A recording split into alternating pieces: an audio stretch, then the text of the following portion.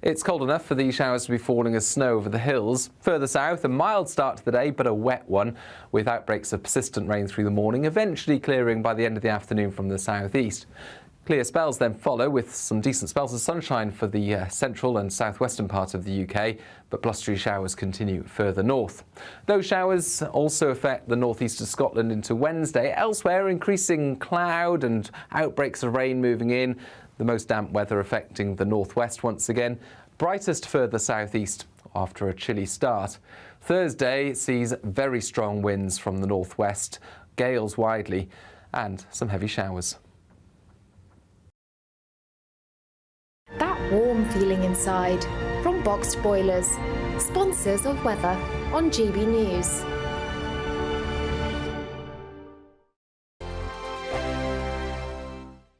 What you get for breakfast is something that, if we do our jobs right, you will wake up to news that you didn't know the night before. It's a conversation. It's not just me and Eamon. We want to get to know you, and we want you to get to know us. From 6, it's Breakfast with Eamon and Isabel. Monday to Thursdays on GB News, Britain's news channel. Have a great Saturday night with me, Leo Curse, on the Saturday Night Showdown. It's a crazy world out there, so come and make fun of it with me, my panel of comedians, and a couple of people who actually know what they're talking about. This Saturday Night Showdown is your front row ticket to the clown show every Saturday, only on GB News, the People's Channel, Britain's news channel. Your weekend starts here with Friday Night Live with me, Mark Dolan, 8 till 9 on GB News. Big stories, big guests and big laughs as we get you ready for a cracking weekend. That's Friday Night Live with Mark Dolan, Fridays 8 till 9 on GB News. Bring your own drinks, the admission's free. Now then, Lee Anderson here. Join me on GB News on my show, The Real World, every Friday at 7 p.m. I'm not eating bloody cat. Are you Delicious. mental? Open your mouth. OK, here comes a train. Reminds me of the scene in Singing in the Rain. Adam, is that a good one? Whoa! Join me at 7 on GB News, Britain's news channel. Good afternoon, Britain. Good afternoon, Britain. Join us, Tom and Emily, To find out what's happening in the heart of Westminster. and why it matters to you.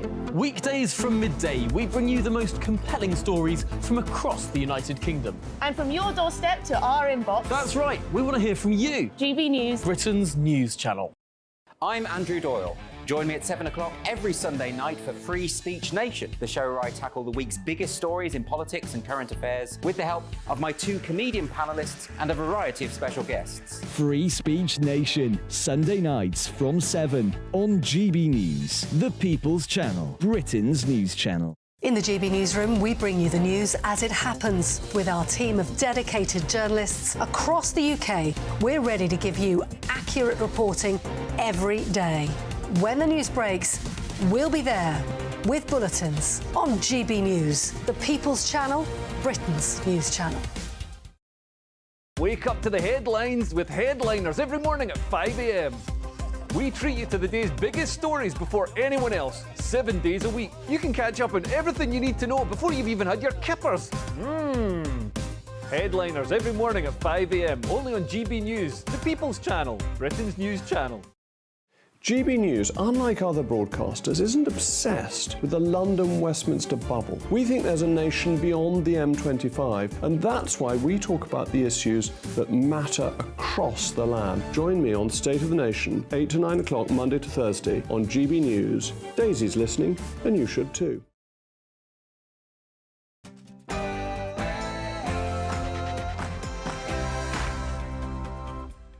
Good evening and welcome to Patrick Christys Tonight.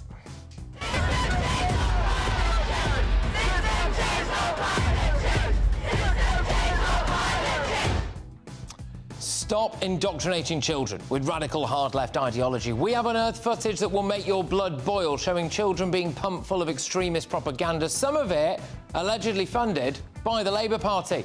Also on the way, have the BBC shown their true colours for saying Rishi Sunak and the Italian PM's meeting was far right? This hour's head-to-head debate is this.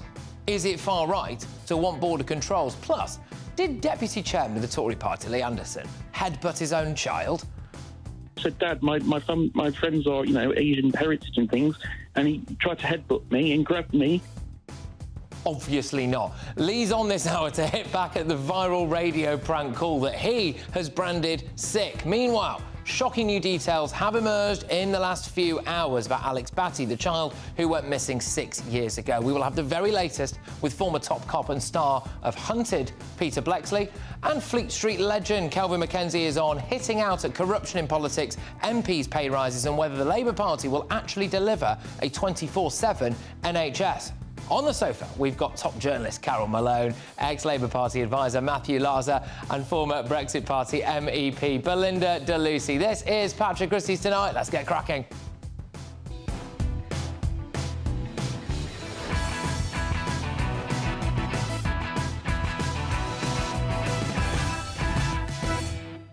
Email me, gbviews@gbnews.com. Are children being indoctrinated in our schools? You can tweet us at GBNews. It all kicks off after your headlines.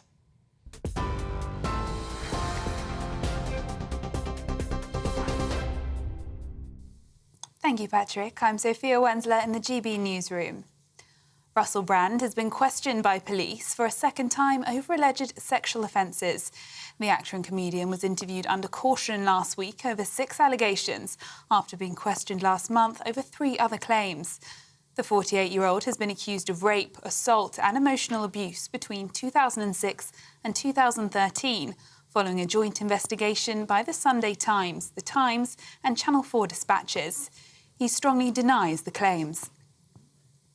A body that was found in the River Wensum in Norwich has been formally identified as Gaynor Lord. The mother of 3 disappeared after leaving work in the city centre on the 8th of December. Police say the cause of death appears to be consistent with drowning and there are no indications of any third-party involvement. A Stop the Hate protest over the government's immigration policies has taken place outside the Home Office in London. Refugee rights campaigners gathered at the march organised by Stand Up to Racism to mark International Migrants Day. Justice Project founder Jeremy Corbyn spoke at the rally, blaming Britain's involvement in the bombing and the wars in the countries from which the refugees are fleeing. Baroness Michelle Mone has hit out at the Prime Minister after he said he takes the scandal surrounding her involvement with the PPE firm incredibly seriously. It's after she admitted she's set to benefit from a contract between PPE firm MedPro and the government, which generated a £60 million profit.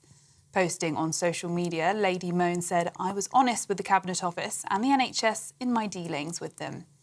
Yesterday, she told the BBC she contacted Michael Gove at the start of the pandemic after he made a call to arms for massive quantities of personal protective equipment. Labour leader Sir Keir Starmer described the scandal as a shocking disgrace from top to bottom. Meanwhile, Rishi Sunak says the government has launched a legal case against the company.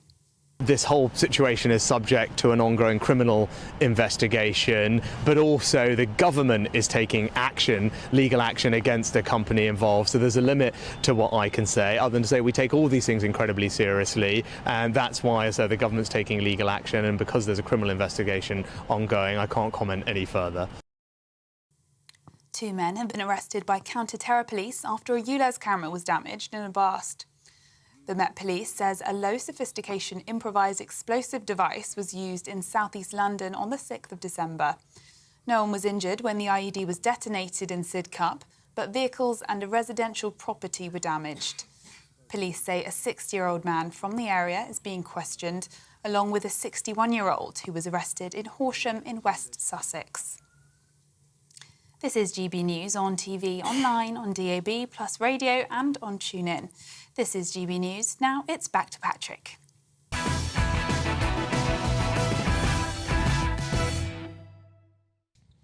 Adults appear to be exploiting and indoctrinating children on an industrial scale. The more you look, the more you see radical hard-left ideology being force-fed to children.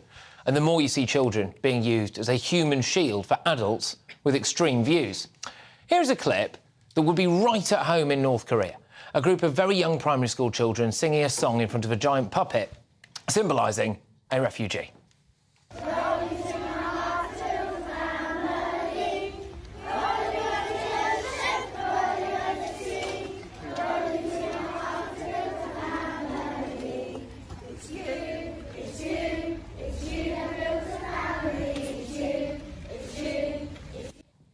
So they'd all learnt the song and a little dance routine there as well. Obviously, we've blurred out the children for their own protection. Here's a clip of some more incredibly young kids being used to push the refugees' welcome message. You are welcome here! You are welcome here! This is all part of a wider programme that has seen more than 400 schools and nurseries becoming so-called schools of sanctuary. This is driven by teachers, school staff, parents, governors and community groups, so adults. Now, the Welsh Refugee Council has gone into schools and asked kids to do the following. Students made welcome to Wales adverts, making it loud and clear sanctuary seekers are welcome in Wales, as well as signposting refugees and asylum seekers to the services we provide. And here are the results. The Welsh Refugee Council helps refugees with getting a bank account, universal credit, child benefits, pension credit, employment and education advice. The best things are the Welsh Refugee Council. You can get help from the Welsh Refugee Council by having English lessons and getting £40 per week. And you have the opportunity to get a visa. Oh, great. Well, we approached the Welsh Refugee Council for comment, but they have so far failed to get back to us. At the time of their visit to that school, the head of communication and engagement said, "We were very impressed by the students and their fantastic questions. We would encourage schools who would like to organise other refugee days to get in touch." Well, the Refugee Council is in part funded by the Welsh Government. That, of course, is a Labour government. Now, in my view, people who say this is just a lovely thing to teach children to be kind or deliberately misinterpreting what's actually happening here. A left-wing government is funding a charity that goes into schools, pushes quite a radical ideology onto children who are then given praise and validation for acting that ideology out. And I think that is quite sinister. But it's not the only example. Climate change is big in the child indoctrination game. In 2018, Greta Thunberg became the face of the School Strike for Climate movement when she was just 15. The following year, she was nominated for the Nobel Peace Prize. Youth strikes that looked a bit like this.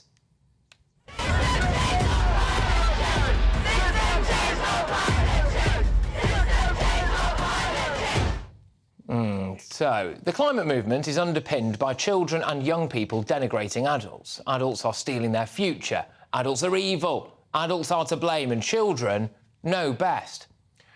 We've seen bodies like the Council of Europe put forward resolutions that make inaction on climate change a violation of children's rights, as defined by the United Nations Convention on the Rights of the Child. Now, again, we have political bodies using children to push a contested ideological view onto the population. And, of course, in recent weeks, we've seen a school strike for Palestine. Thousands of children around the country were taken out of school by parents or teachers and paraded around the streets, wading in on the Israel-Hamas conflict.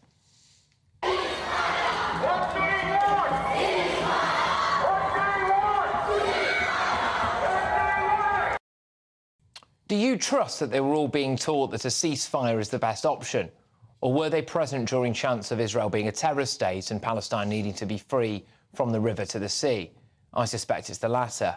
I also suspect that schools took no action against parents who removed their children. We have primary schools engaging in Pride Month as well.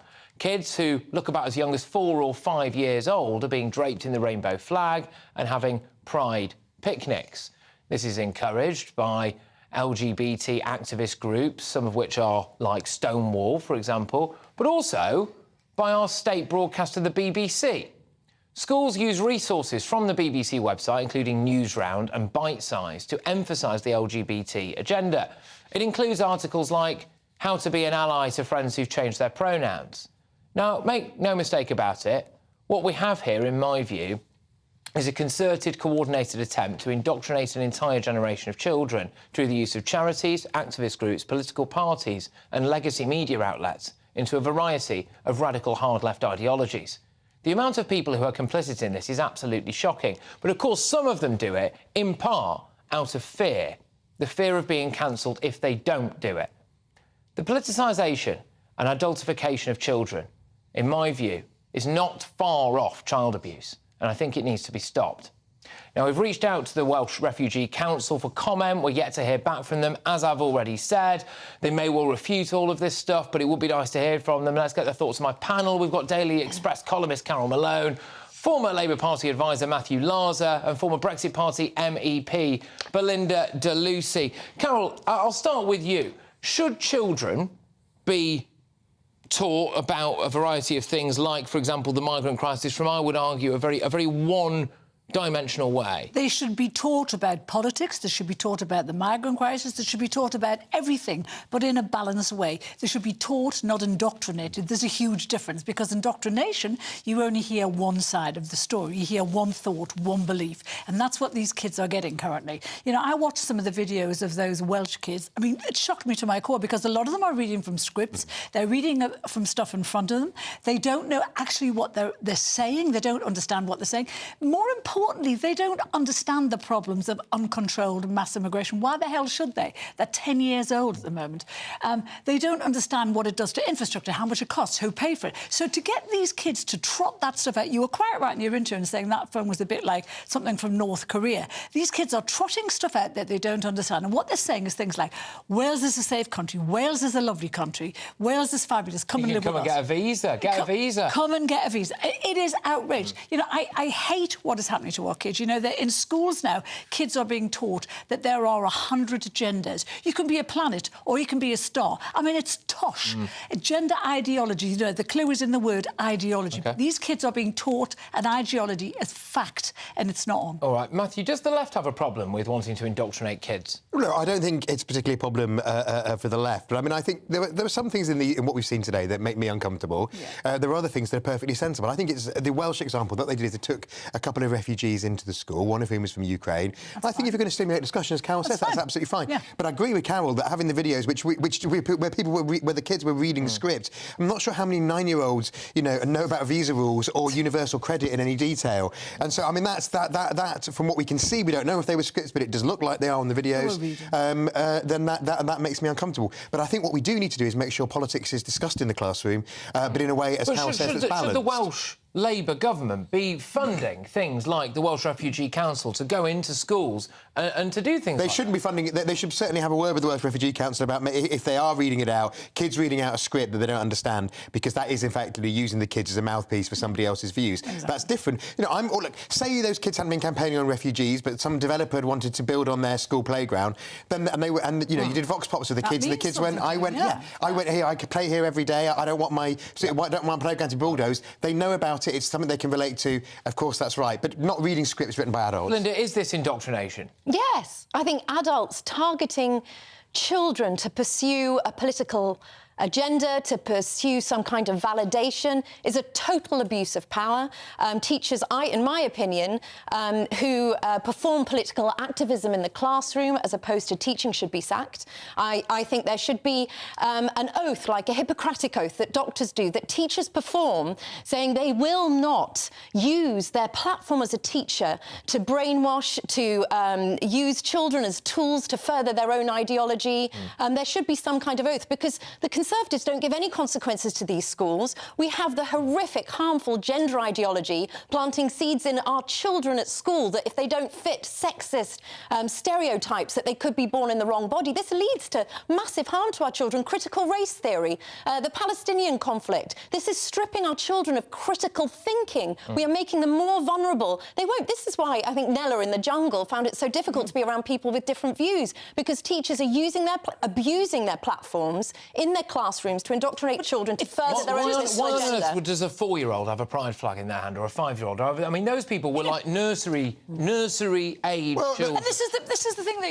when you go on a rally or you're part of a campaign, all of us on this sofa have controversial views, and we know there are consequences to that sometimes. Yeah, absolutely. Kids don't understand that there are consequences. The BBC actually has a programme which puts out all this transgender nonsense, and they say becoming transgender will make you happy. They don't talk about the drugs that you have to take. And there's a bigger danger to it. They don't talk about the ops. They're teaching children that just on the basis that you're a refugee, you're a good person. And that is so dangerous, because in Germany recently, there was a Yazidi victim who had to bump into her ISIS captor on the street. And when she complained, the Germans said, oh, well, he's a refugee, we can't do anything about it. Not all refugees are good. Not all British people are good. No, but it's a horrific message to send to children. If you are a refugee, you're trustworthy, you're honourable, vulnerable. No, everyone's as susceptible as to being bad or good as anyone else. One of the quotes on a website that we looked at earlier today was from a child at a school, and it was like, what would you do if you saw a refugee? And it was like, I would invite them to come and stay in my house. How terrifying. And when we've got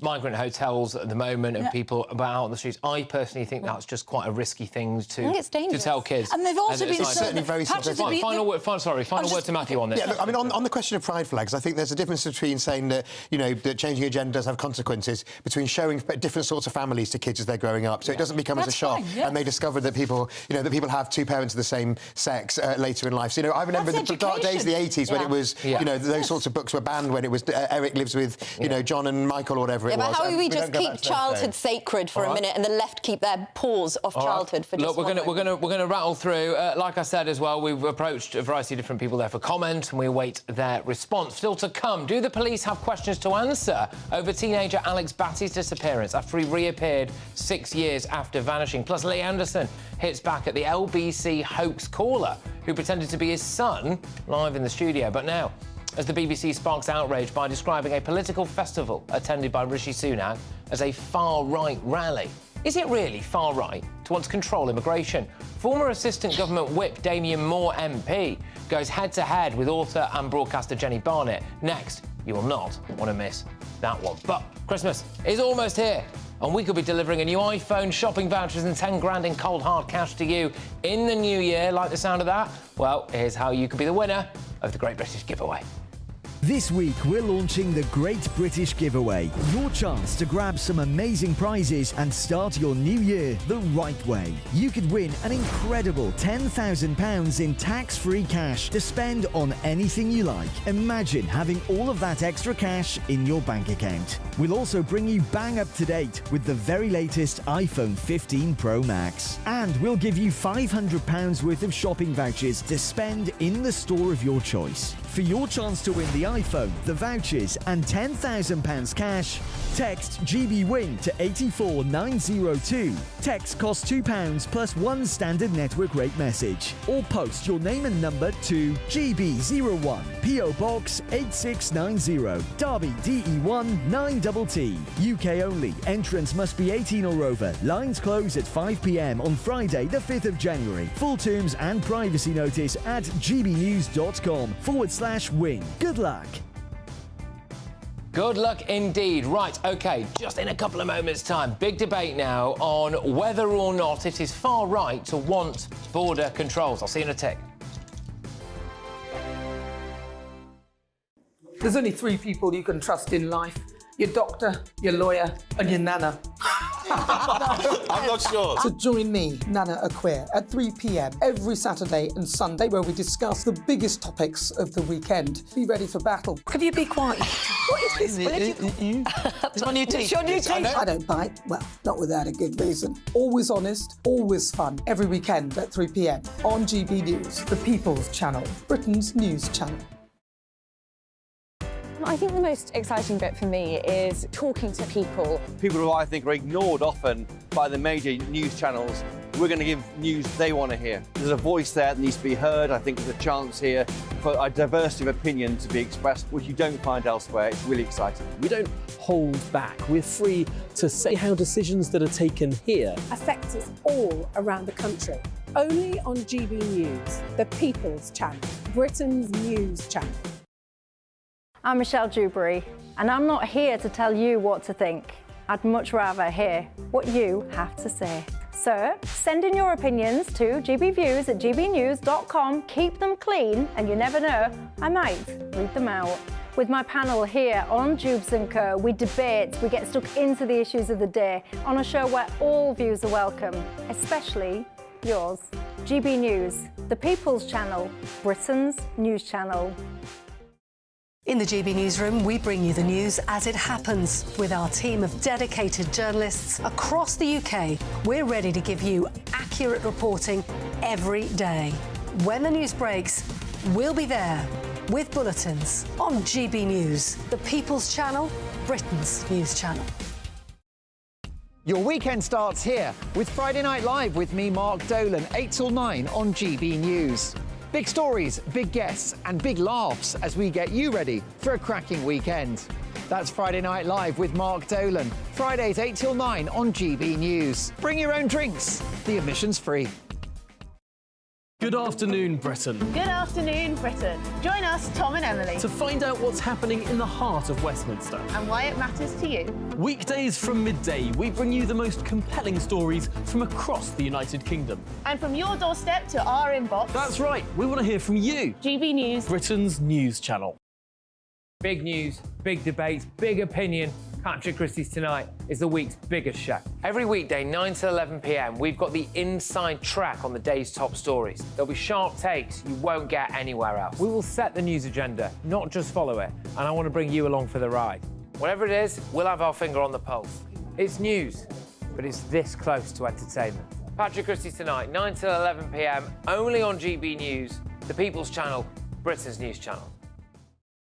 Tired of the usual focus-tested, pre-prepared Westminster runaround? Well, so am I. So you want higher taxes? Is your department to blame for this? Are you rethinking this policy? Every Sunday at 9:30, I'll be sitting down with those in power to get the truth about the issues affecting you. Let's be honest, we've known about the cost pressures of this project for years, not months. That's the Camilla Tominey Show, a politics show with personality. On GB News, the People's Channel, Britain's news channel.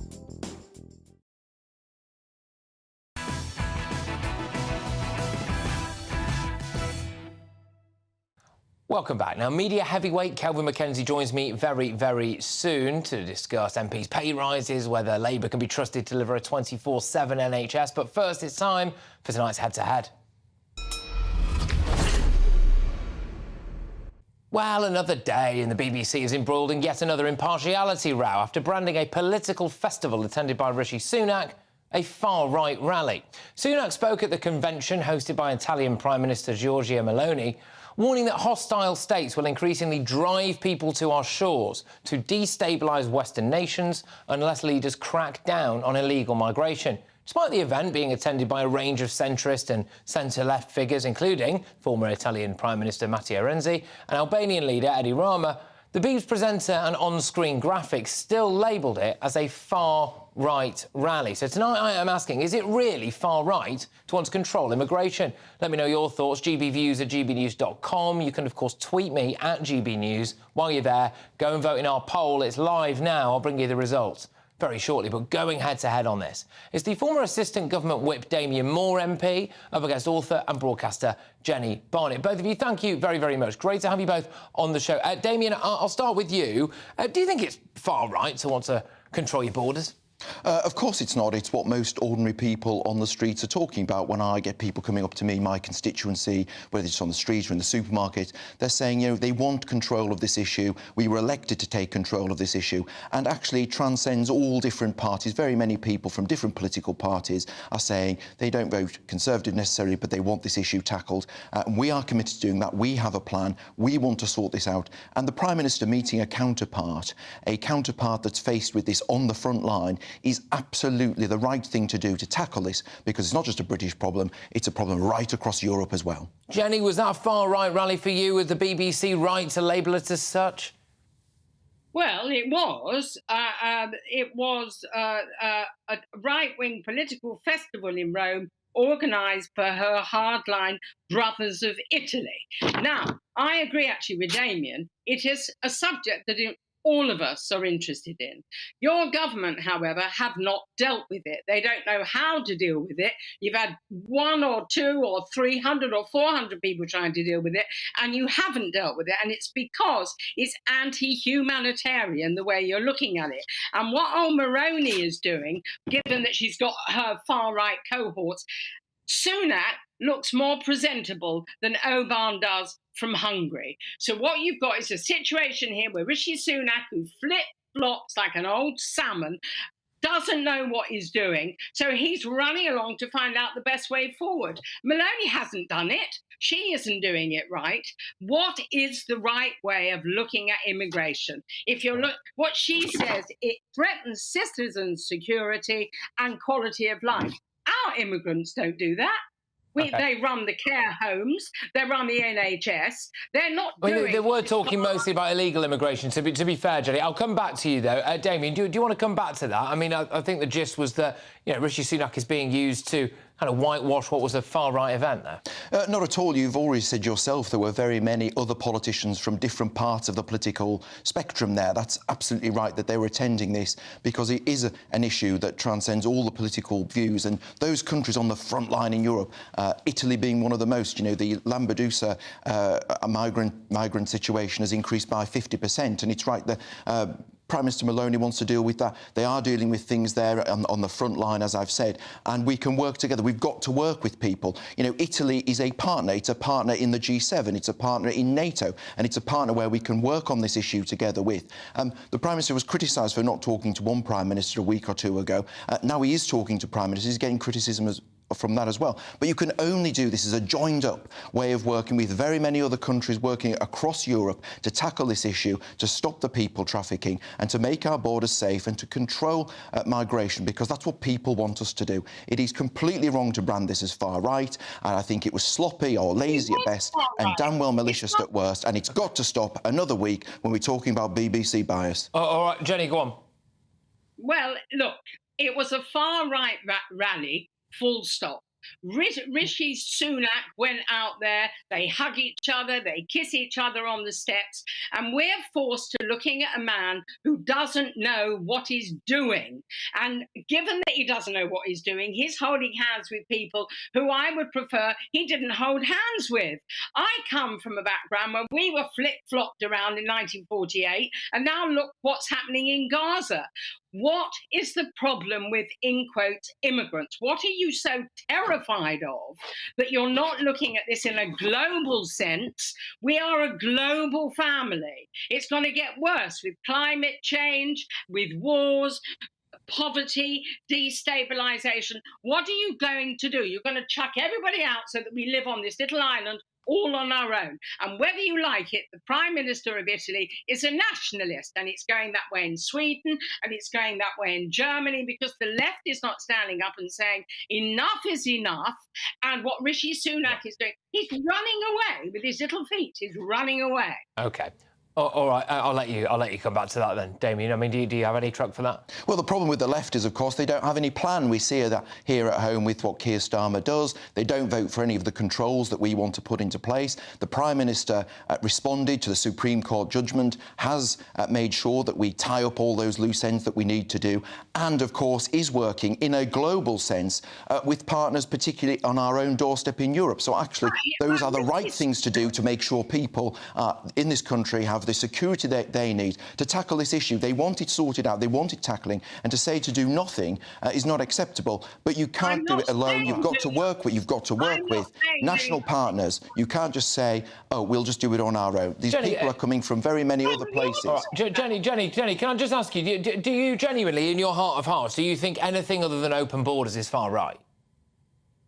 No. I don't. I think that we have to sit down across all parties and work out what is the best way for people who are lawyers, doctors, teachers, coming over on little boats, running away from all legally.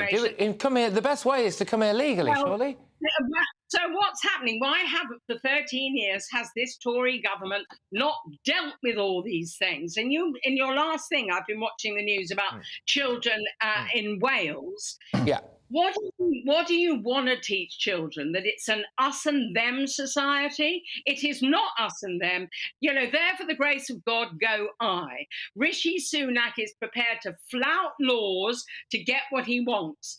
And he's holding hands with people who are dangerous. And it is no way to exist in 2024 as well.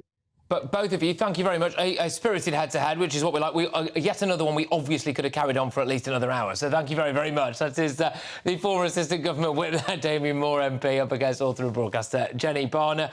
You know, it's a good head-to-head when neither one of them is really happy at the end of it. They're still chomping at the bit. But we contacted the BBC for a response earlier today. They refused to provide one, so there we go. So, who do you agree with? After the BBC described Giorgia Meloni's political festival attended by Rishi Sunak as a far-right rally, is it really far right to control immigration?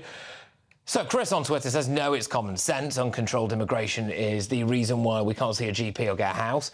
Ali on Twitter says, it's the extreme left that consistently uses the far-right label for political purposes. Anything the BBC disagrees with is shrugged off as far-right. Hey on Twitter says, Yes, it is. The right blame everything on immigration to cover their own failures, and unfortunately, it has made the UK a less welcoming place. Right. Your verdict is in. 7% of you say it is far right to want to control immigration. 93% of you say that it's not. So a resounding victory for Armand Damien there. But coming up, with Keir Starmer and Wes Streeting visiting a Yorkshire hospital after promises to reform the NHS and create a 24/7 service. Can we really trust Labour to fix our ailing health service? Fleet Street kingpin Calvin Mackenzie is live in the studio to give his unrivalled analysis into that. Plus, the disgraced, or is she, Baroness Michelle Mone. But next, after British teenager Alex Batty speaks out 6 years after vanishing from a holiday in Spain, did the police do enough to find him? Former Metropolitan Police Detective Peter Blexley has been keeping a keen eye on this case, and he gives us a bit of an inside scoop as well. Oh, and Tory Deputy Chairman Lee Anderson hits back at an LBC hoax caller who pretended to be his son live on the airwaves. He wants to get the police involved. Don't miss that. See you in a tick. Wake up to the headlines with Headliners every morning at 5 a.m. We treat you to the day's biggest stories before anyone else, 7 days a week. You can catch up on everything you need to know before you've even had your kippers. Headliners every morning at 5 a.m. only on GB News, the People's Channel, Britain's news channel. I'm Andrew Doyle. Join me at 7 o'clock every Sunday night for Free Speech Nation, the show where I tackle the week's biggest stories in politics and current affairs with the help of my 2 comedian panellists and a variety of special guests. Free Speech Nation, Sunday nights from 7 on GB News, the People's Channel, Britain's news channel. Big news, big debates, big opinion. Patrick Christys Tonight is the week's biggest show. Every weekday, 9 to 11 p.m, we've got the inside track on the day's top stories. There'll be sharp takes you won't get anywhere else. We will set the news agenda, not just follow it, and I want to bring you along for the ride. Whatever it is, we'll have our finger on the pulse. It's news, but it's this close to entertainment. Patrick Christys Tonight, 9 to 11 p.m, only on GB News, the People's Channel, Britain's news channel. Now then, Lee Anderson here. Join me on GB News on my show, The Real World, every Friday at 7 p.m. I'm not eating bloody cat. Are you Delicious. mental? Open your mouth. OK, here comes a train. Reminds me of the scene in Singing in the Rain. Adam, is that a good one? Whoa! Join me at 7 on GB News, Britain's news channel. What you get for breakfast is something that, if we do our jobs right, you will wake up to news that you didn't know the night before. It's a conversation. It's not just me and Eamon. We want to get to know you, and we want you to get to know us. From 6, it's Breakfast with Eamon and Isabel. Monday to Thursdays on GB News, Britain's news channel. There's only 3 people you can trust in life. Your doctor, your lawyer, and your nana. I'm not sure. So join me, Nana Aquare, at 3 p.m. every Saturday and Sunday, where we discuss the biggest topics of the weekend. Be ready for battle. Could you be quiet? What is this? It's my new It's teeth. your new Yes, I teeth. know. I don't bite. Well, not without a good reason. Always honest, always fun. Every weekend at 3 p.m. on GB News, the People's Channel, Britain's news channel. Every Sunday from 11, join Michael Portillo. There will be topical discussion, looking at the week before and the week to come. So kick back and relax at 11 a.m. on Sundays on GB News with me, Michael Portillo. GB News, the People's Channel, Britain's news channel. I'm Michelle Dewberry, and I'm not here to tell you what to think. I'd much rather hear what you have to say. So send in your opinions to gbviews@gbnews.com. Keep them clean, and you never know, I might read them out. With my panel here on Jubes & Co, we debate, we get stuck into the issues of the day on a show where all views are welcome, especially yours. GB News, the People's Channel, Britain's news channel. Have a great Saturday night with me, Leo Curse, on the Saturday Night Showdown. It's a crazy world out there, so come and make fun of it with me, my panel of comedians, and a couple of people who actually know what they're talking about. The Saturday Night Showdown is your front row ticket to the clown show every Saturday, only on GB News, the People's Channel, Britain's news channel.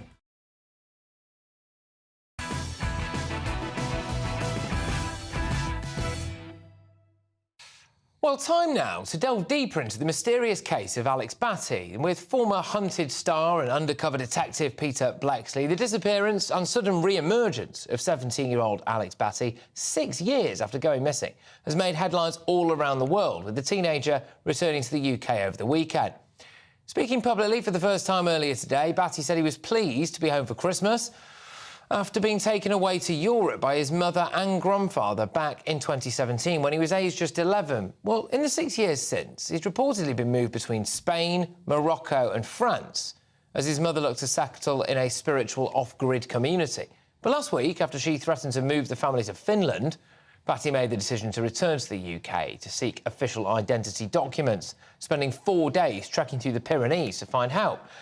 Peter Bleksley joins me now. I'm very grateful for it as well. Peter, thank you very much.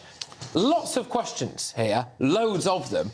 What questions would you be asking of Greater Manchester Police right now? Just how much time, effort and expense did they put in to trying to find Alex when he was originally reported missing in 2017?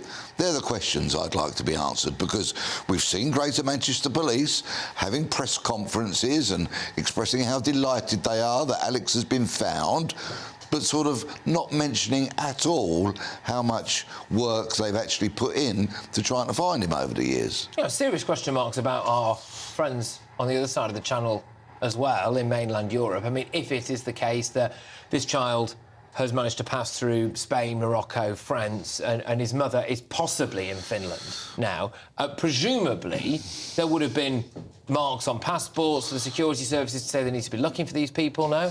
Well, we'll have to see just how off-grid they lived, and I'm sure that most of the answers to those questions will come from Alex himself. But of course, the main thrust at the moment is Alex's welfare, both his mental well-being and his physical well-being. So it might be that whilst the police might be keen to question him, certainly I would, as an old sweat detective, I'd want to know where he's been, who's facilitated his movement, are there any other offences disclosed? But in 2023, his welfare has to be the prime consideration, and perhaps the questioning might not come, say, until after Christmas. Who knows? One of the overriding things with this case that a lot of people are saying is, I'd never heard of it. When you compare that to the Madeleine McCann disappearance, for example, or a couple of the other ones that we've had recently as well, do you think the police maybe just thought, well, look, he's with his mum, so it doesn't really matter? But she wasn't his legal guardian, was she, at the time? No, his grandmother, Susan, remains his legal guardian. And there may perhaps have been some apathy around all of this because it was a guardianship order that Alex was subject to. And these matters are often held in complete secrecy in family courts, and that's understandable when there are vulnerable children and young people involved in disputes between parents, when there's divorces and the such like. It's only correct that matters are held in family court.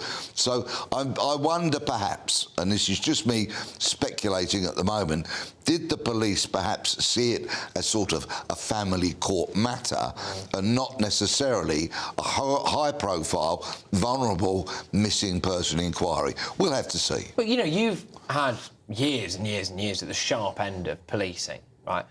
Do you find it quite surprising that nobody was able to track this kid down? Again, it comes down to how hard did they try. In this day and age, it's pretty difficult to live off-grid. Not impossible, not entirely impossible, as we've seen, of course, this week. But it's increasingly difficult. Now, we know in the first instance that Alex went down to Spain on a holiday with his mother and grandfather and didn't return from that holiday, which is when he was reported as missing. So the police would clearly have had a start point in Spain if they'd put necessary resources into trying to find him. And I'm sure off-grid communities can be tracked down, can be found. And I'm a little surprised that he actually spent 6 years completely off the radar. What will the police be doing now, then? So Greater Manchester Police will presumably be all over this and trying to track people down. What do you think they'll be doing? Because they're under the microscope now. Questions like you've just asked tonight about, frankly, what the heck were you doing for 6 or 7 years? I mean, they're going to have to answer those now and be proactive going forward. They'll be waiting. They'll be waiting to interview Alex. Everything will revolve around Alex's welfare. And it might be, for example, that Alex could say, and once again, this is just supposition on my behalf, he might say, I don't want to get my mum in trouble. I didn't want to live with her, but I don't want to get her in trouble. So please don't investigate her. Please don't try and find her, which of course might not ultimately be his decision, but those are the sort of things that the police possibly will have to juggle with. All right, Peter, look, thank you very, very much. Great to have you on the show, and I know that you're going to be keeping a close eye on this particular case for us, so no doubt we'll talk to you again very, very soon. Now, in a statement, Greater Manchester Police have said, speaking with Alex at a pace that feels comfortable to him, will ultimately determine how this case is progressed and whether there is a criminal investigation to ensue. Our continued focus is supporting Alex and his family in partnership with other local agencies to ensure they are safe, their well-being is looked after, and his reintegration with society is as easy as possible. We are yet to establish the full circumstances surrounding his disappearance, but no matter what, understand that this may be an overwhelming process. He may now be 6 years older than when he went missing, but he's still a young person. So that, of course, who you're hearing in the studio was former Scotland Yard Detective Peter Blexley. Coming up, we've got Fleet Street legend Kelvin Mackenzie weighing in on Labour's NHS plans. But first, Deputy Chairman of the Tory party, Lee Anderson, has been forced to hit back after he was the victim of a disgraced prank in which a man who falsely claimed to be his son made some quite outrageous allegations during an LBC call-in yesterday evening. Watch what happened. So you're Charlie Anderson? Charlie Anderson, yes. I'm in Ashfield. I'm Lee's... You're Lee's... can I ask how old you are? I'm 23 and 24. So you can definitely vote, but you're not going to vote for... Lee was in the Labour Party, of course. Yes, that's correct. My dad's always been good and things, and he's like freedom of speech, but it came to a head the other night when he came back from the studio somewhere in London, drunk, and he's basically saying at this rate with Richard Price, he's got more chance of joining the UKIP or BNP party. And I said, Dad, my friends are, Asian heritage and things, and he tried to headbutt me and grab me and basically took my mum to knees. Well, I'm joined now by the man himself, Lee Anderson. Lee, what's been going on? I was at a fundraiser last night, raising money for the party, and I got a call from a GBNews colleague, a text message, to say, have you heard what's just happened on LBC? I said no, and then my phone just erupted. And I managed to get hold of this clip last night, listen to it, to this pathetic little creature, whatever he is, masquerading as my son. Quite insulting, Patrick. I mean, to do this is beyond the pale. I'm very disappointed with LBC as well, because they sort of carried on with the interview and no checks were put in place.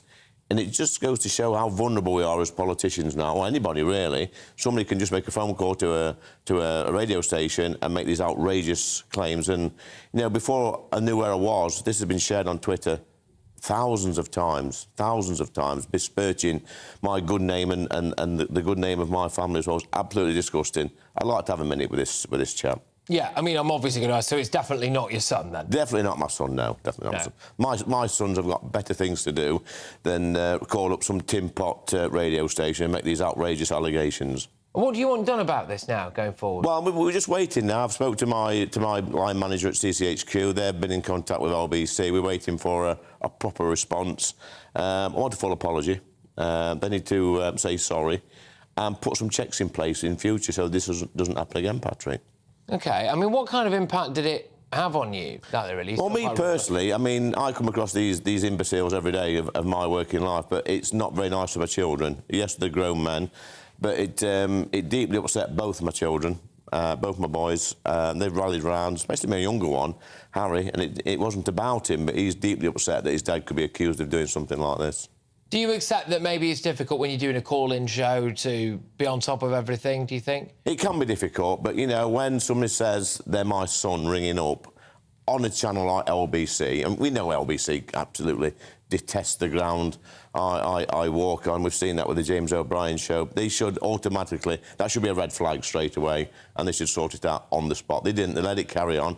And funnily enough, Patrick, just after that interview, about 5 minutes later, someone else rang up on their phone in and said what a brave young man my son was. Really? Disgusting, yeah. Good gosh. OK, all right. Well, thank you for coming on and clearing it up, and good luck to you and your kids as well. And, yeah, obviously you will wait to see what happens going forward, but that is, of course, the Deputy Chairman of the Conservative Party, Lee Anderson. Now, coming up, do you agree with Defence Minister Grant Shapps that Britain must stand strong against enemy states like Russia, that he says are using mass migration as a form of hybrid warfare? Are we at war when it comes to the migrant crisis? We'll have an unfiltered opinion just after 10, but next, with Labour promising to reform the crumbling NHS, including running everything 24/7, how do their healthcare plans stack up against the Tories? And are the government hiding the full truth about the, allegedly, disgraced Baroness Michelle Mone? Calvin Mackenzie, Fleet Street legend, unleashes live in the studio. That's next. See you in a tick. Your weekend starts here with Friday Night Live with me, Mark Dolan, 8 till 9 on GB News. Big stories, big guests and big laughs as we get you ready for a cracking weekend. That's Friday Night Live with Mark Dolan. Fridays 8 till 9 on GB News. Bring your own drinks. The admission's free. Wake up to the headlines with headliners every morning at 5 a.m. We treat you to the day's biggest stories before anyone else, 7 days a week. You can catch up on everything you need to know before you've even had your kippers. Headliners every morning at 5 a.m, only on GB News, the People's Channel, Britain's news channel. In the GB Newsroom, we bring you the news as it happens. With our team of dedicated journalists across the UK, we're ready to give you accurate reporting every day. When the news breaks, we'll be there with bulletins on GB News, the People's Channel, Britain's news channel. Big news, big debates, big opinion. Patrick Christys Tonight is the week's biggest show. Every weekday, 9 to 11 p.m, we've got the inside track on the day's top stories. There'll be sharp takes you won't get anywhere else. We will set the news agenda, not just follow it, and I want to bring you along for the ride. Whatever it is, we'll have our finger on the pulse. It's news, but it's this close to entertainment. Patrick Christys Tonight, 9 to 11 p.m, only on GB News, the People's Channel, Britain's news channel. Good afternoon, Britain. Good afternoon, Britain. Join us, Tom and Emily, To find out what's happening in the heart of Westminster. and why it matters to you. Weekdays from midday, we bring you the most compelling stories from across the United Kingdom. And from your doorstep to our inbox. That's right, we want to hear from you. GB News, Britain's news channel.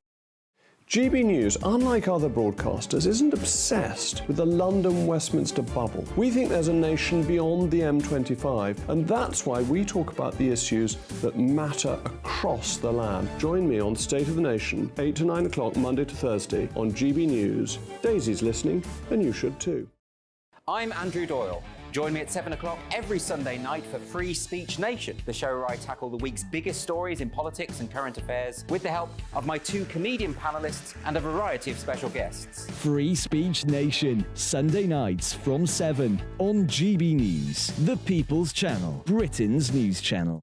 Tired of the usual focus-tested, pre-prepared Westminster runaround? Well, so am I. So you want higher taxes? Is your department to blame for this? Are you rethinking this policy? Every Sunday at 9:30, I'll be sitting down with those in power to get the truth about the issues affecting you. Let's be honest, we've known about the cost pressures of this project for years, not months. That's the Camilla Tominey Show, a politics show with personality. On GB News, the People's Channel, Britain's news channel.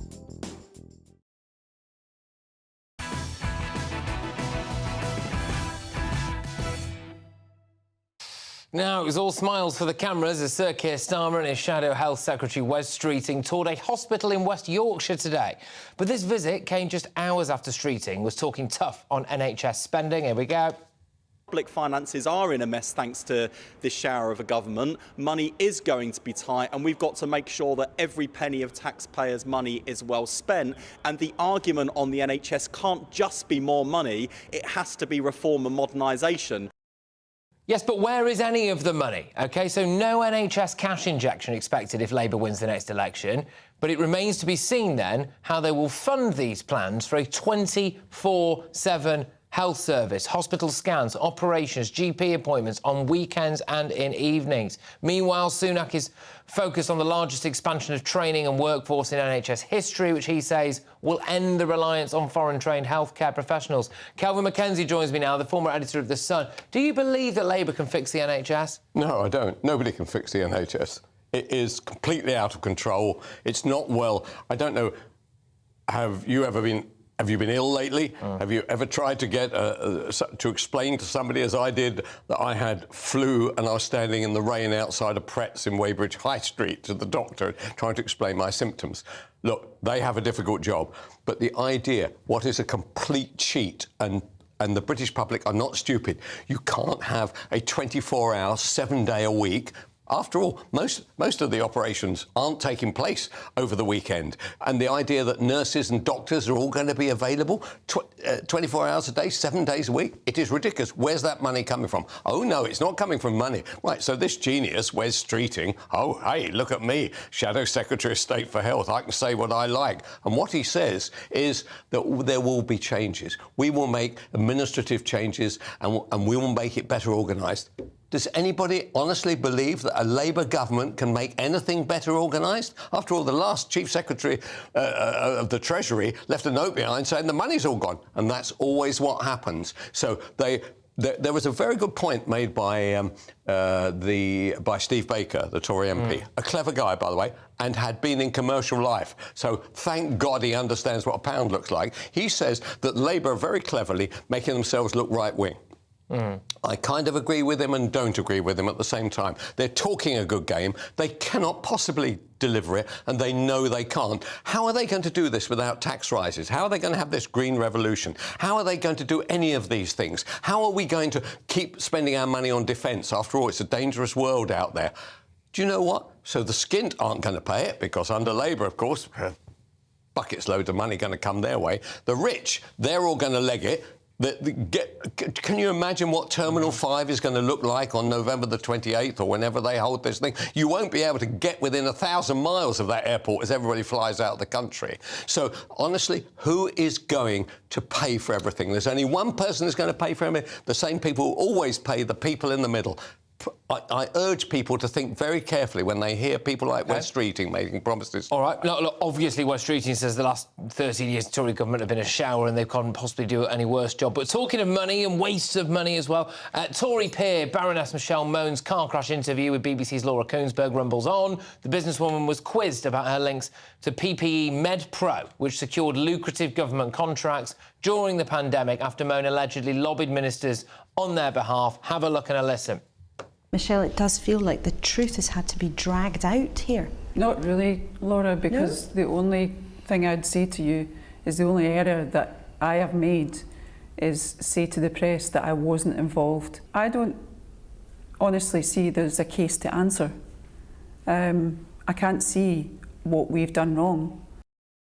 I didn't. Well, I mean, it was quite an astonishing interview. Some people are saying that she's not really done anything wrong, you know, it's capitalist society and she's willing to, you know, make a bit of money off it. What do you make of it? Well, I mean, she's a shocker.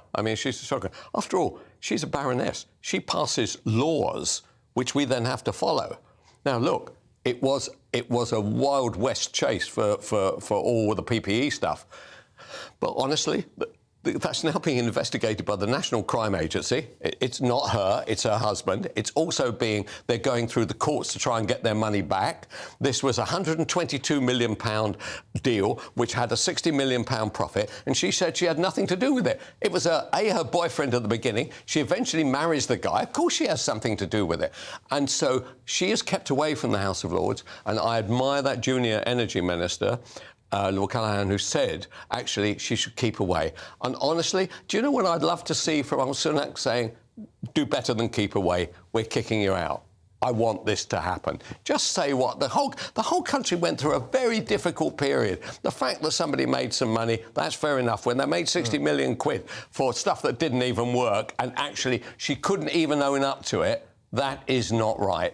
And so I'm afraid, Baroness Mone, please stay on the Isle of Man and keep away from our country. All right, Kelvin, thank you very much. Strong stuff as ever. That was, of course, former editor of The Sun, Kelvin Mackenzie. I know that Baroness Mone has been incredibly vocal, especially on social media as well. She denies wrongdoing, etc., to an extent. Still to come, with police in Bradford cracking down on fake beggars working an intimidating shift system.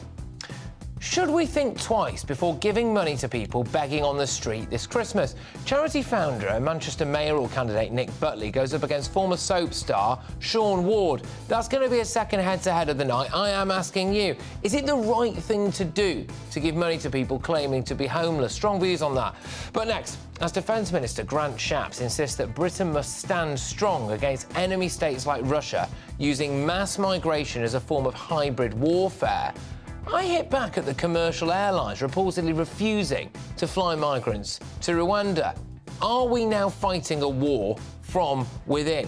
Are we at war over the migrant crisis? Plus, the first of tomorrow's newspaper front pages, hot off the press, so you will be bang ahead of the game. But right now, it's a little look at your weather. That warm feeling inside from Boxed Boilers, sponsors of weather on GB News. Hi there, it's Aidan McGivern here from the Met Office with the GB News forecast. It is going to turn increasingly wet in the south overnight. Clearer skies developing further north, albeit with blustery showers. And we've got colder air coming in as well from the northwest. But before that happens, a number of weather fronts will linger across the southern half of the UK, bringing extensive cloud and increasingly persistent rain, initially for southwest England and Wales. That rain moving into the Midlands, East Anglia, and the south and southeast of England by the early hours. So a wet night to come for many, but further north we've got clear spells, especially for central and northern Scotland, and where that happens, a touch of frost is possible out of the wind. Now, into the start of for Tuesday, we've got outbreaks of rain or showers moving into the north and west of Scotland, as well as Northern Ireland. It's cold enough for these showers to be falling as snow over the hills. Further south, a mild start to the day, but a wet one, with outbreaks of persistent rain through the morning, eventually clearing by the end of the afternoon from the southeast. Clear spells then follow, with some decent spells of sunshine for the central and southwestern part of the UK, but blustery showers continue further north. Those showers also affect the northeast of Scotland into Wednesday. Elsewhere, increasing cloud and outbreaks of rain moving in. The most damp weather affecting the northwest once again, brightest further southeast after a chilly start. Thursday sees very strong winds from the northwest, gales widely, and some heavy showers. Looks like things are heating up. Boxed Boilers, sponsors of weather on GB News.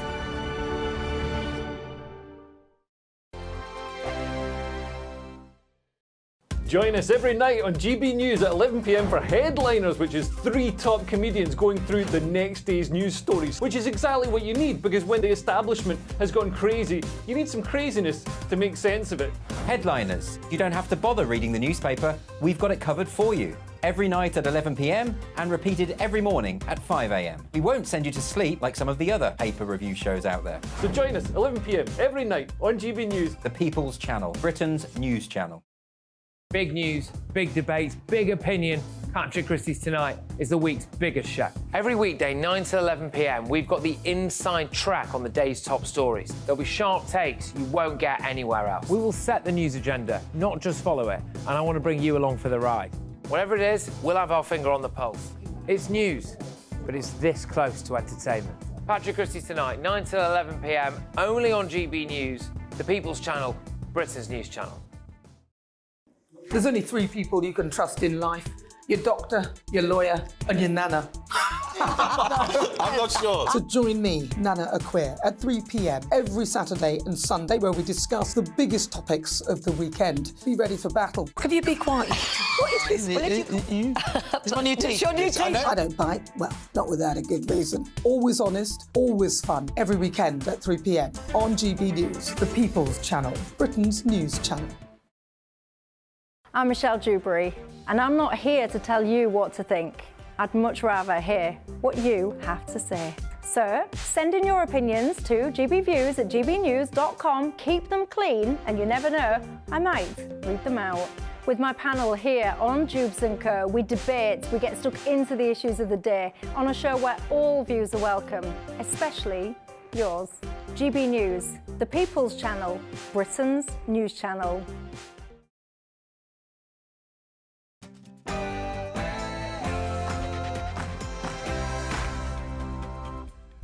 It's 10 p.m. and welcome along to Patrick Christys Tonight. Well, the migrant crisis is an act of war, apparently. That's what we are being told. We're having a big discussion about all of that. But we also have an enemy within. Woke plane companies are refusing to fly illegal immigrants to Rwanda.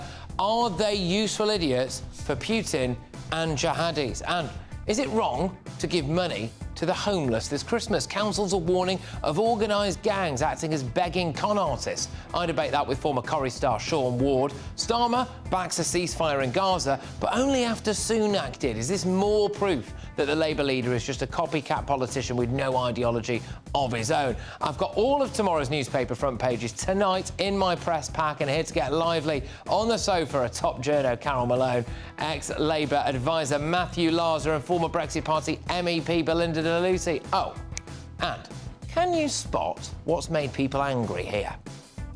Applaudissements pour notre Miss France, s'il vous plaît. Well, I'll tell you all a little bit later on. This is Patrick Christys Tonight. Let's do this.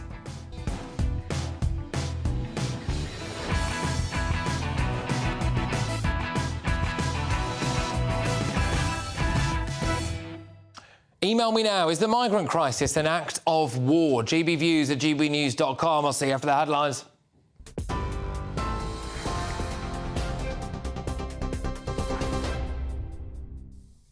Thank you, Patrick. I'm Sophia Wensler in the GB newsroom.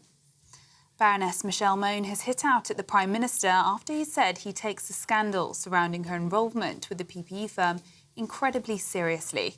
It's after she admitted she's set to benefit from a contract between PPE firm MedPro and the government, which generated a £60 million profit. Posting on social media, Lady Mone said, "I was honest with the Cabinet Office and the NHS in my dealings with them." Yesterday, she told the BBC she contacted Michael Gove at the start of the pandemic after he made a call to arms for massive quantities of personal protective equipment. Labour leader Sir Keir Starmer described the scandal as a shocking disgrace from top to bottom. Meanwhile, Rishi Sunak says the government has launched a legal case against the company. Russell Brand has been questioned by police for a second time over alleged sexual offences. The actor and comedian was interviewed under caution last week over 6 allegations after being questioned last month over 3 other claims. The 48-year-old has been accused of rape, assault and emotional abuse between 2006 and 2013, following a joint investigation by the Sunday Times, The Times and Channel 4 dispatches. He strongly denies the claims. A body that was found in the River Wensum in Norwich has been formally identified as Gaynor Lord. The mother of 3 disappeared after leaving work in the city centre on the 8th of December. Police say the cause of death appears to be consistent with drowning and there are no indications of any third-party involvement. Junior doctors in Wales will stage a 72-hour strike in the new year. They'll walk out from January the 15th after voting overwhelmingly in favour of industrial action in a dispute over pay. That's as the government and British Medical Association reached an agreement on reforms for specialist doctors. The offer, which will be put to members, proposes an additional pay rise of between 6.1% and 9.22%. Meanwhile, Labour is calling on the government to fund more overtime for doctors and nurses to help clear the NHS backlog. Sir Keir Starmer says his party would end the non-dom tax status as a way to fund it if it wins the next general election. During a hospital visit in Leeds, the Labour leader also promised a reduction in wait times for NHS appointments. 2 men have been arrested on by counter-terror police after a ULEZ camera was damaged in a blast. The Met Police says a low-sophistication improvised explosive device was used in south-east London on the 6th of December. No one was injured when the IED was detonated in Sidcup, but vehicles and a residential property were damaged. Police say a 60-year-old man from the area is being questioned, along with a 61-year-old who was arrested in Horsham in West Sussex. This is GB News across the UK, on TV, in your car, on your digital radio and on your smart speaker by saying play GB News. Now it's back to Patrick.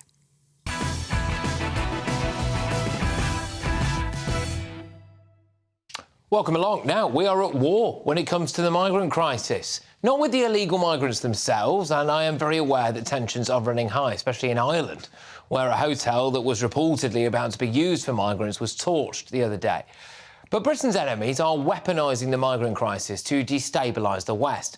Defence Secretary Grant Shapps has warned that hostile states are using widespread immigration as a weapon. A recent Joint Expeditionary Force meeting had nations saying that Russia was using illegal migration as a means of war. It is known that the Wagner Group, linked to Russia, has a massive presence in Africa. And countries like Italy have long said that they are behind the surge in boat arrivals in places like Lampedusa. Poland said Belarus lured migrants to Minsk with the promise of European visas. ISIS terrorists have been using the migrant crisis to send terrorists to Europe on migrant boats. A number of cases have been reported, including that of Abdelmajid Toul, who was responsible for the Bardo Museum attack in Tunisia on the 18th of March 2015, which killed 21 tourists. He was spotted on a migrant boat in Sicily on February 2015, later arrested in Milan.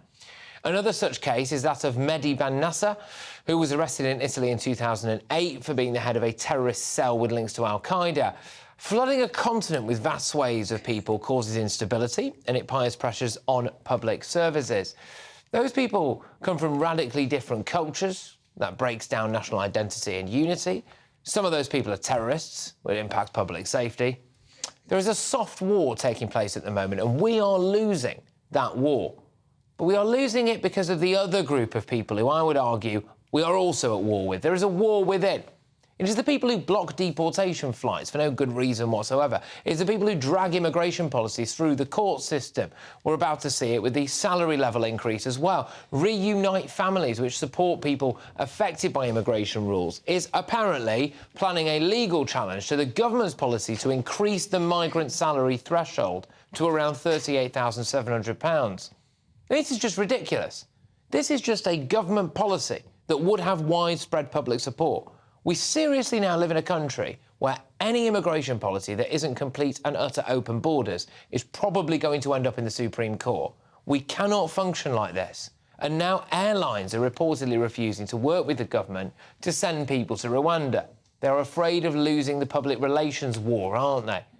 There is a majority view in this country, and that view is that we need to reduce legal and illegal immigration because it is having a monumentally detrimental impact on our society, our finances and our way of life. That is the majority view. But a small group of people are able to thwart that, and that is the war within. I don't think for one second that high-minded legal types, charity activists or woke companies actually realise this. I don't think they're doing this deliberately necessarily. But they are just useful idiots for the likes of Vladimir Putin and extreme Islamist terror cells. But to respond now, I'm joined again by Daily Express columnist Carol Malone. I've got former Labour Party advisor Matthew Larser, former Brexit Party MEP Belinda DeLucy. Carol, I'll start with you. We've got Grant Shapps saying that there is a hybrid form of warfare taking place now. So we know that countries who don't wish us well are using the migrant crisis to essentially diminish us. And then you couple that with kind of woke airline companies saying, oh, we won't deport anyone. Are we fighting a war on two fronts? We are, on three fronts as well. You know, Shapps said today, we know we must stand firm against Putin. We can't stand firm against our own MPs, for God's sake. You know, as for the people on the planes, I mean, they're idiots, those aviation companies, because what they don't realise, they're saying it will cause reputational damage if they carry these migrants. No, what will cause them reputational? Maybe it would cause them reputational damage among the elite small amount of people. It'll cause them much bigger damage among the mass population, the populace of people, ordinary people, who will not fly with them on this basis. That's a very easy problem to solve. We just take a military plane, we put them all on the military plane, get them out of the way. But it is true. Putin has, you know, this is his latest weapon of war, immigration.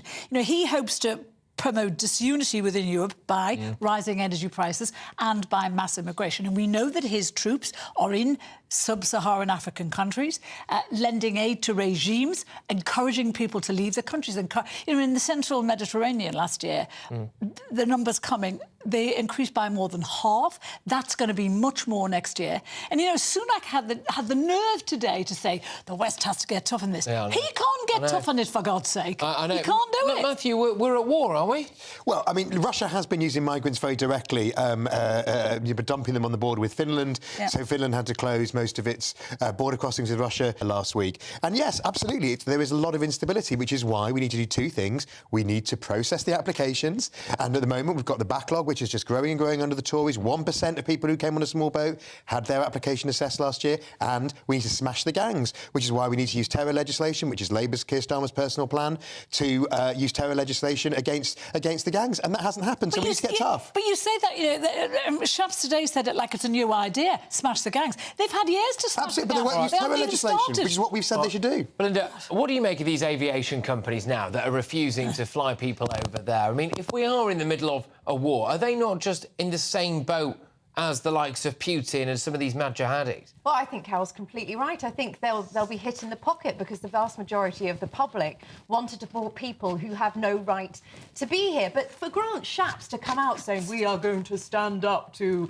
you know, using immigration as warfare, it's been going on for years. Gaddafi, over 10 years ago, threatened to use migration for warfare. We've got countries like Turkey, Morocco, Tunisia getting hundreds of millions of pounds from Europe to control their borders. And until we stop outsourcing the control of our borders to foreign countries that make hundreds of millions off the back of the taxpayer, this will keep continuing. And there's no point in all this wish list of, oh, we have to do this, we have to do that. We have to amend or block international law that's putting our country at risk now. We've got to have the balls to do it. Our government if we've got defence secretaries coming out and now categorically saying people who are Britain's enemies are using the migrant crisis as an act of hybrid warfare, and we have plane companies who are saying they're not going to fly people to Rwanda, we've got a ready army of, you know, kind of worthy lawyers looking to block everything. I would ask, Carol, whose side are you on in this war? Well, what side am I on? No, whose side are they on? It's clear what side. Well, I don't need to ask you. They're certainly not on Britain's side, that's for sure.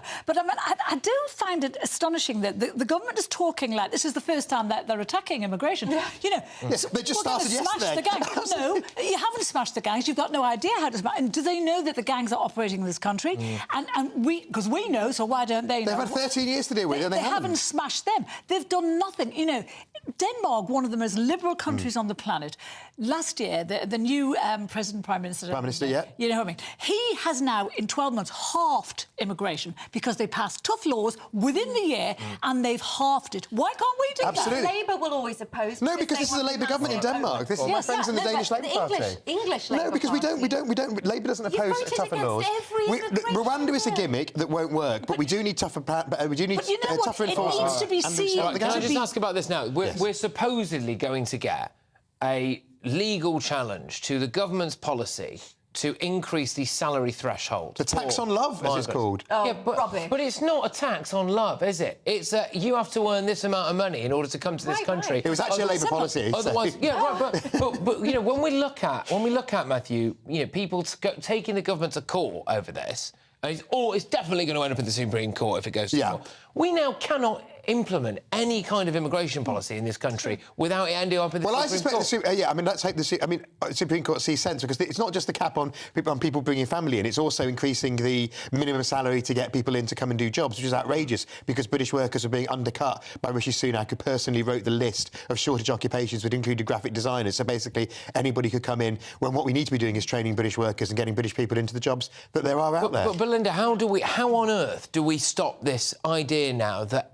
a government policy, just an ordinary government policy, we're not talking about flying people to Rwanda here, we're saying you need to earn this amount of money to be able to come and live and work in Britain. Wallop, here's a legal challenge. I mean, we can't go on like this. It will make people question what the point is going to the ballot box. What is the point in voting? If you vote for a policy or a manifesto, the government are completely disabled at every turn because they've given too much power away. And the Conservative government have overseen the politicisation of the civil service, who often hinder policy. They have overseen it all. They've given given up on this country. They're completely defeatist, and they've given up on the British people to bad international. But you know, Britain is out of step with the rest of Europe now, because the rest of Europe, including the Schengen countries, they're now saying they want to limit their immigration big style. You know, they're putting up borders where they weren't before, passport checks, ID checks, doing stuff that was banned 20-odd years ago. Not doing it. So we're not doing it. We're the only European country that's actually not being tough. And we're not in the European Union, although we are in the European Union. No, I would seriously just ask these people who are refusing to fly people to Rwanda, these people who are intent on taking the government to court over everything,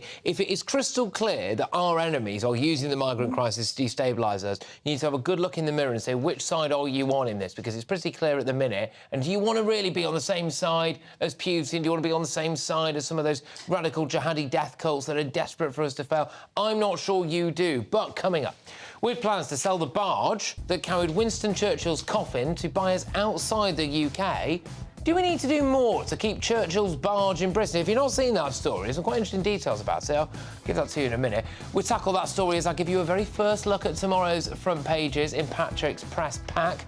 But first, as police in Bradford plan to crack down on fake beggars working an aggressive shift system, should we stop giving money to people begging on the street?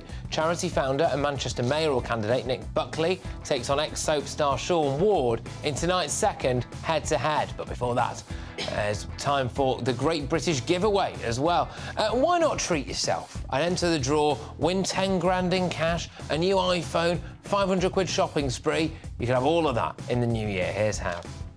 This is your chance to win 3 amazing prizes that will get your new year off to a great start. First, there's a terrific £10,000 in cash to be won. Imagine what you can do with that. We'll also give you a tech update with the very latest iPhone 15 Pro Max. Plus £500 worth of shopping vouchers to spend in your favourite store. The retail therapy could be on us. For another chance to win the iPhone, the vouchers and £10,000 cash, text GBWIN to 84902. Text costs £2 plus 1 standard network rate message. Or post your name and number to GB01, PO Box 8690, Derby DE1 9TT. UK only. Entrance must be 18 or over. Lines close at 5 p.m. on Friday the 5th of January. Full terms and privacy notice at gbnews.com/win. Good luck. Should we stop giving money to beggars this Christmas? It's a controversial topic. We will tackle it head on straight after this.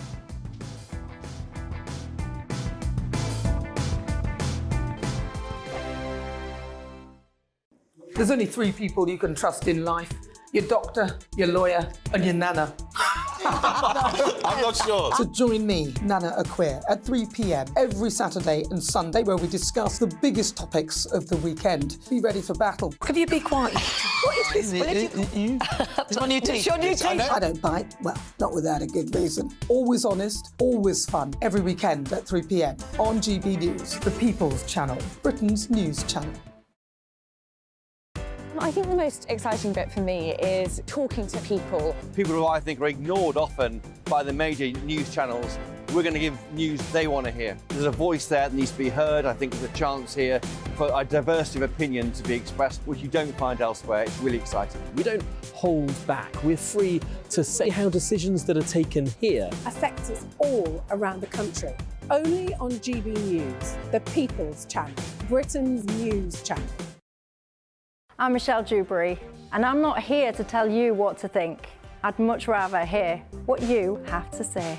So, send in your opinions to gbviews@gbnews.com. Keep them clean, and you never know, I might read them out. With my panel here on Jubes & Co, we debate, we get stuck into the issues of the day on a show where all views are welcome, especially yours. GB News, the People's Channel, Britain's news channel. In the GB Newsroom, we bring you the news as it happens. With our team of dedicated journalists across the UK, we're ready to give you accurate reporting every day.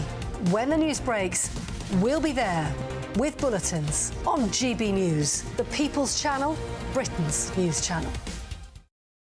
Your weekend starts here with Friday Night Live with me, Mark Dolan, 8 till 9 on GB News. Big stories, big guests and big laughs as we get you ready for a cracking weekend. That's Friday Night Live with Mark Dolan. Fridays 8 till 9 on GB News. Bring your own drinks. The admission's free. Good afternoon, Britain. Good afternoon, Britain. Join us, Tom and Emily, To find out what's happening in the heart of Westminster. and why it matters to you. Weekdays from midday, we bring you the most compelling stories from across the United Kingdom. And from your doorstep to our inbox. That's right, we want to hear from you. GB News, Britain's news channel. Big news, big debates, big opinion. Patrick Christys Tonight is the week's biggest show. Every weekday, 9 to 11 p.m, we've got the inside track on the day's top stories. There'll be sharp takes you won't get anywhere else. We will set the news agenda, not just follow it, and I want to bring you along for the ride. Whatever it is, we'll have our finger on the pulse. It's news, but it's this close to entertainment.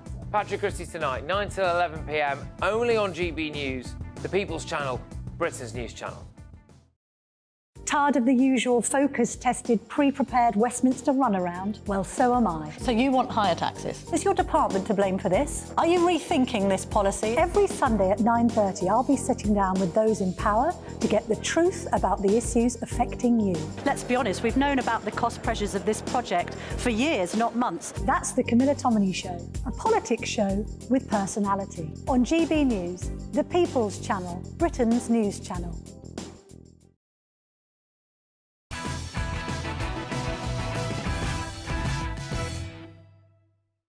I will bring you the liveliest paper review anywhere on the telly very soon, but first it's time for another head-to-head.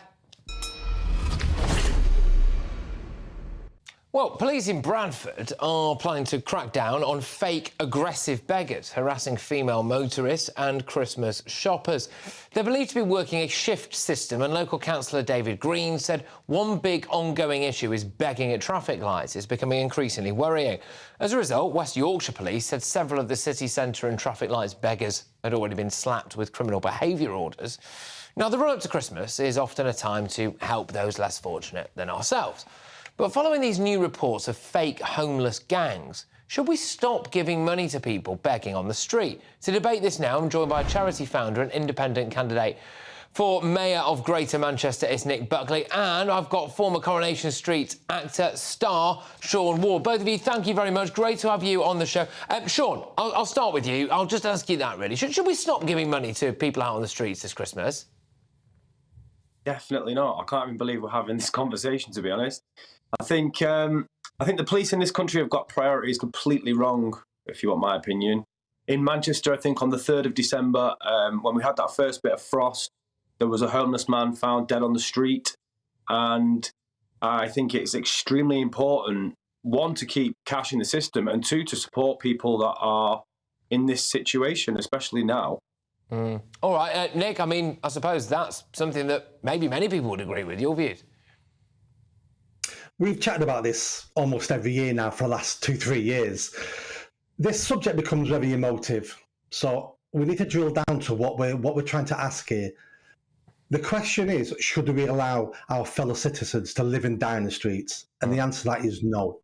The bit about handing cash out isn't an answer to the problems those people have got. All that does, it makes us feel better. Look at me, I'm fantastic. I've dropped a £5 in that person's paper cut because I'm drunk. I'm going to go home now and phone my mum and tell my mum, you're right, mum, I am an amazing person.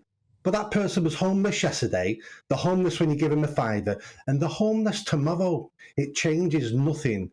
We put coins in paper cups that makes us feel better, and it doesn't end the problem.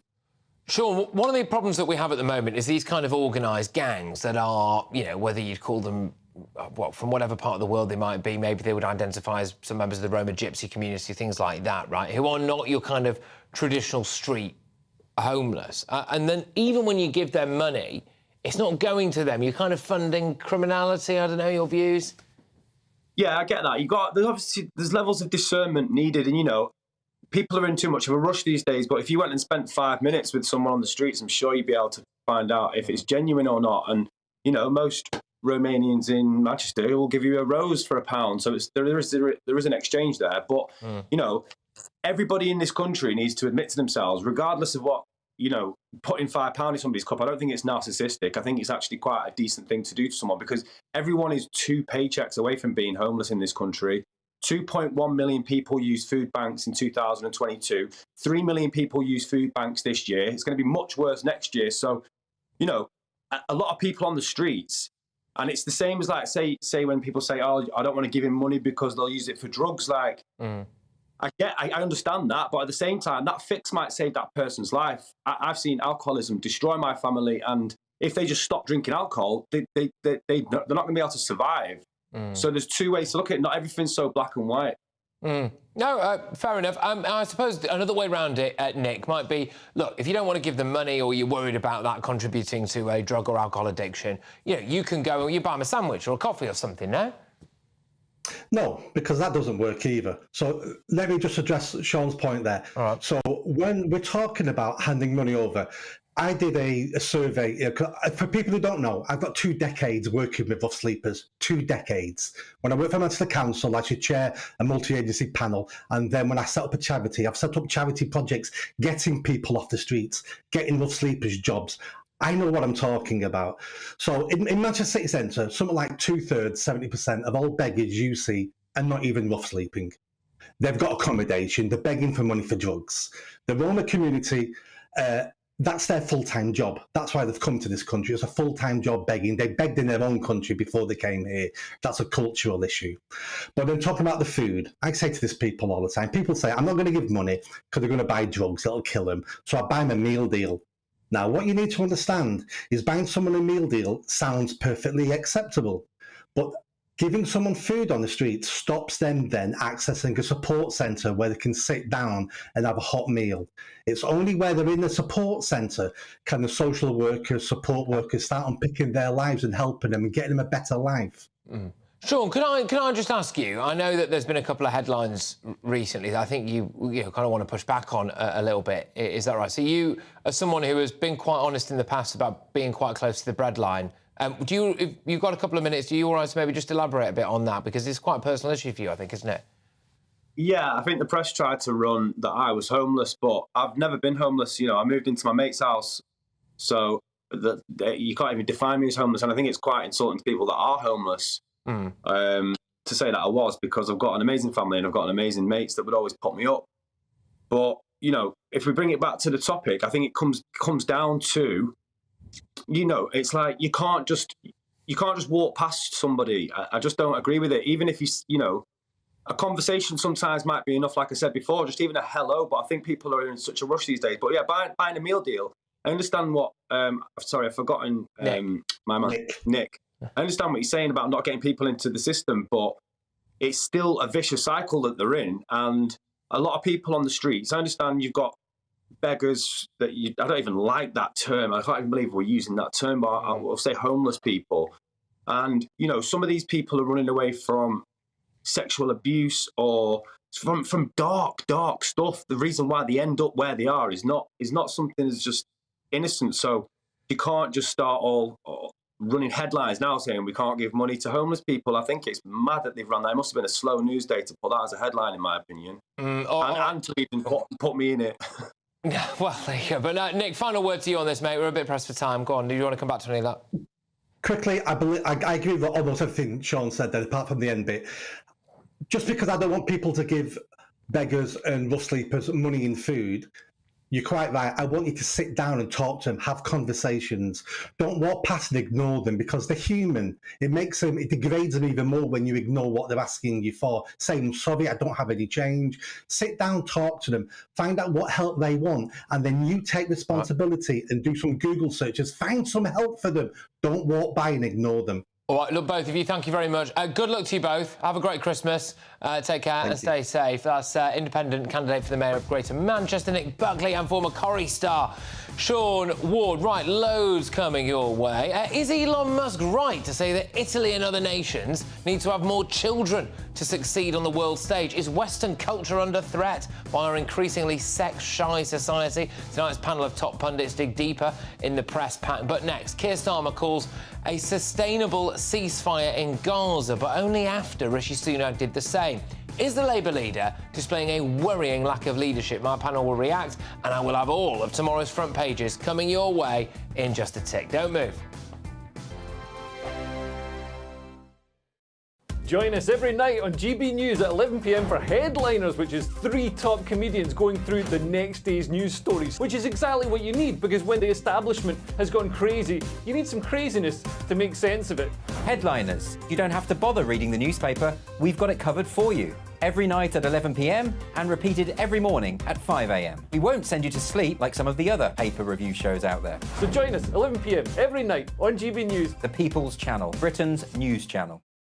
Tired of the usual focus-tested, pre-prepared Westminster runaround? Well, so am I. So you want higher taxes? Is your department to blame for this? Are you rethinking this policy? Every Sunday at 9:30, I'll be sitting down with those in power to get the truth about the issues affecting you. Let's be honest, we've known about the cost pressures of this project for years, not months. That's the Camilla Tominey Show, a politics show with personality. On GB News, the People's Channel, Britain's news channel.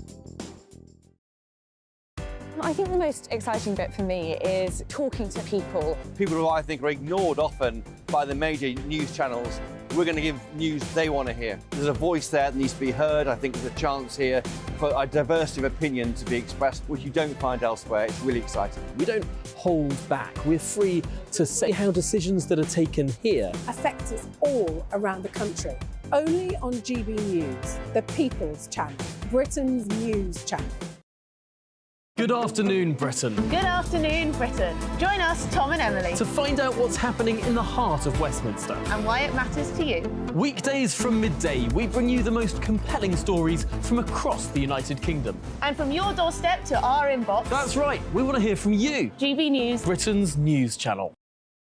Your weekend starts here with Friday Night Live with me, Mark Dolan, 8 till 9 on GB News.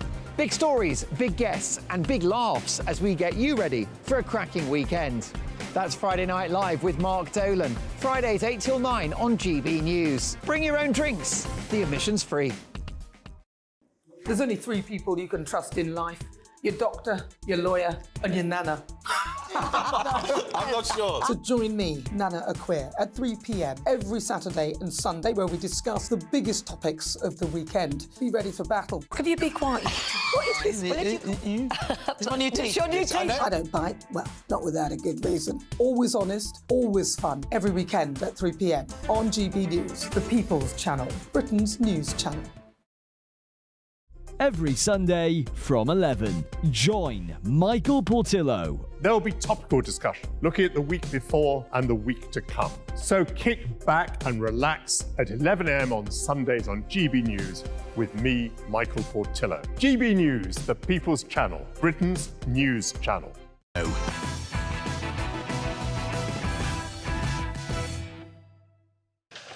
Let's bring you tomorrow's news tonight now in the liveliest paper review you will get anywhere on the telly. The very first front pages have just been delivered for my press pack. We go in with the Metro. Killer nailed in 2-year sting. Undercover cop traps chef who chopped up partner by becoming his best friend. I think that's a remarkable story. More detail on that incoming. The Eye. New Brexit fingerprint checks for UK travellers start in 2024. So British passport holders will face further delays at EU borders, they say, with fingerprint and facial scans planned from October next year. I've got to be honest with you, I haven't had a single delay at the border since Brexit, but there we go. The Guardian now, they all knew. Moan hits back at PM in row over PPE scandal. Disgraced Tory peer on the offensive amid government claims over £203 million contract. Also, the Pope has endorsed same-sex blessings. So, yeah, another front page for us to get stuck into. And we're at The Independent now. Sunak calls for Gaza ceasefire. Too many civilians have died. PM piles pressure on Benjamin Netanyahu for, quotes, sustainable ceasefire to allow aid in and hostages out. As US says it won't dictate timelines or terms of Israel's operation. There's also a picture story. The $1 million dress, Diana's evening gown, breaks fashion record. Quite a lot for us to get stuck into there. I'm joined now by my press pack, Daily Express columnist Carol Malone, former Labour Party advisor Matthew Larser and former Brexit Party MEP Belinda de Lucy. Now, On this, we'll stick with the front of the Independent for now. So Keir Starmer has called for a sustainable ceasefire in Gaza, but only after the Prime Minister, Rishi Sunak, did. Here's a little clip of what the Labour leader actually had to say earlier.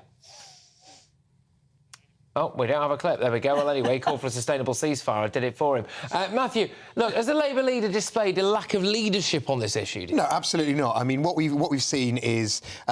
Carol's reacting there. I'm ready to go. You know, absolutely not. I mean, I think that his position is a perfectly sensible one. The fact that he did his interview an hour after the PM did his is neither here nor there. It's reacting to events. And just as the American position of the Americans... But the event is reacting to is that the Tory leader has called for a ceasefire. Weeks ago, he was asked. He was asked about the question of ceasefire. He didn't have an answer. His own party savaged him. Well, he did have an answer, which is a call for humanitarian pauses, which then did actually. No, that doesn't count. But now, if he was going to say it at all, what he's quoted was, "It's clearly needed." If it was clearly needed, why didn't he say it before Rishi? He's just following Rishi. No. This is must a U-turn at it again. No, absolutely. It's not a U-turn. It's because the events are changing on the ground, Carol. This is Mr. U-turn, Mr. Flip-flop. That's him calling you now, Carol. He's calling you now. That's my company. They keep he did the same during the COVID years in Parliament as well. He wasn't a proper opposition He showed real backbone on Gaza. He stood up. Yes, because he stood up to the MPs who wanted an immediate unilateral ceasefire. Hang on. What has happened now, right? Oh, it's live on a Monday. What's happened now, right, is that there's panic at Labour HQ because Rishi Sunak has come out and called for a sustainable ceasefire, and they've gone, Keir, you can't not do this now. That's what's happened. Because look, Biden's changed his position, Rishi's changed his position as well because events have changed. So Keir Starmer, can I just ask Belinda, does this not prove that, right? If Keir Starmer is Prime Minister, he will wait to follow what other leaders do. Britain is not a follower.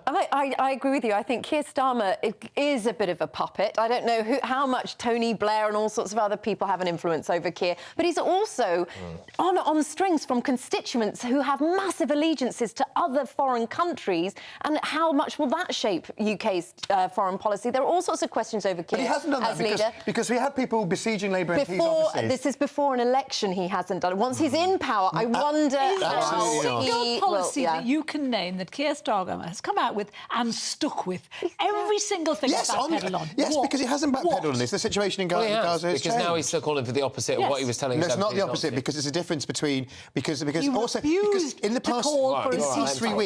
past 3 weeks, the situation has changed on the ground. Israel has been able to attack more of the Hamas installations in the tunnels, which is a good thing. But now is the moment for both sides to get a sustainable ceasefire with the help of the international community. That won't be easy to achieve. We're going to draw a line under that, because this is a story that I know a lot of our viewers and listeners care about. Not that that wasn't, of course, but the barge which carried Winston Churchill on his final journey down the Thames could be lost to the nation.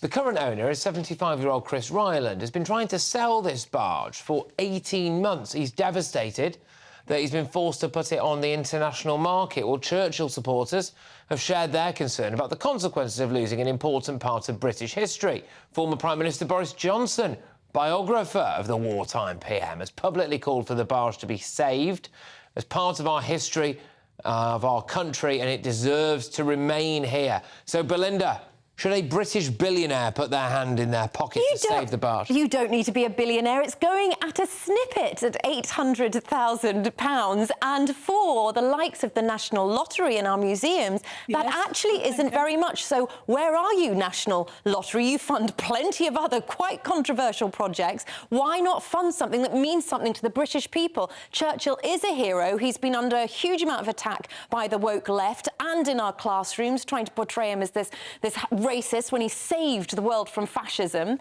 and he needs to be celebrated, and anything to do with Churchill needs to be protected and kept British-owned. I'm just going to put this out there, all right? I am known for my fundraising abilities. I do wonder if there's anything... I was going to say... GBNews viewers and listeners might be able to say... And why doesn't Boris chip in with the first donation? This is a campaign, and on the massive salary you're on, you can kick this... Although we don't want to share our industrial troubles with the viewers, we suspect Boris may be on an even larger one. He can chip in the first. I can afford the Bibby barge, the money I'm on. There we go. No, but presumably Rishi Sunak has put his hand in his pocket. I mean, the wider point here, though, is I can't believe we are, seriously, as a country, in this situation where Churchill's funeral vessel, it could be sold off to some, random bloke in America who probably wants to turn it into drift. The government government should pay for it. This should come out of public funds and put it in a museum somewhere, put it in the grounds of a museum, put it in a dock somewhere in this country, have people visit it, make it pay for itself. And if they don't, then the viewers, the public, we should all get together and buy it back for our country and for generations to come. I'd be happy to chip in a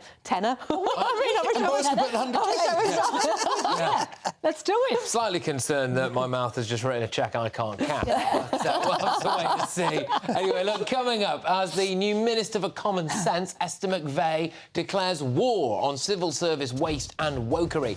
Are the Tories right to take on Whitehall's PC brigade? We will debate that in tonight's Greatest Britain and Union Jackass. But next, there's many more of tomorrow's newspaper front pages for me to get to. I can reveal that Dame Esther Ranson has signed up for Dignitas, which, I've got to be honest with you, is a phrase I never thought I would read out on national television, but I can reveal that Dame Esther Ranson has signed up for Dignitas.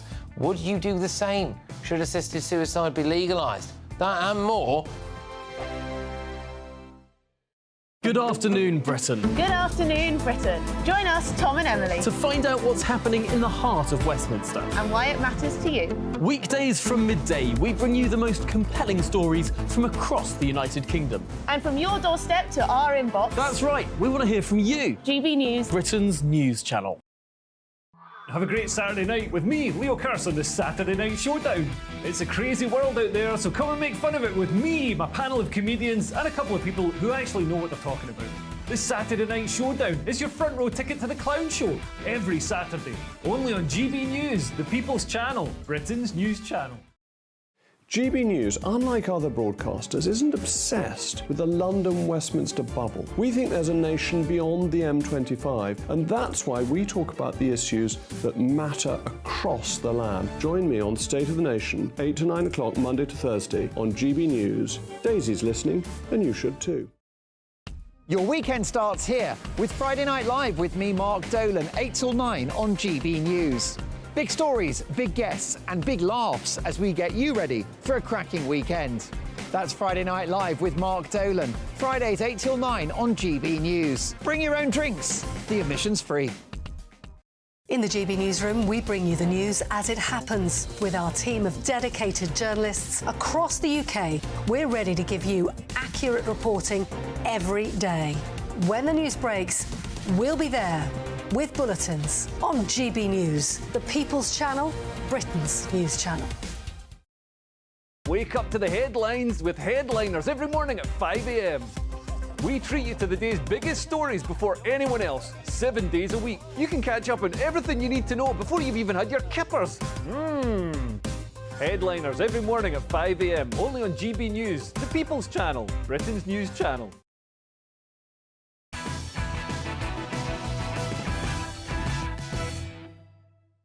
Right, we return now to the liveliest paper review on the telly. More front pages delivered hot off the press. Here we go. So, we go in with the Daily Mail. NHS dentists on the brink. Worst crisis in 75 years, could see services slashed. There's something at the top here. There is nothing more absurd than the furore over a woman with short hair being crowned Miss France. We return to that story. We go over to the Telegraph. Schools told to presume children can't change their gender. Right, that's nice, isn't it? Gove vows not to concrete over countryside in planning revamp. You will notice a big picture there of Dame Esther Ranson. Why? Well, more info follows on the Daily Express. Esther Ranson, I may buzz off to Dignitas for the sake of my family.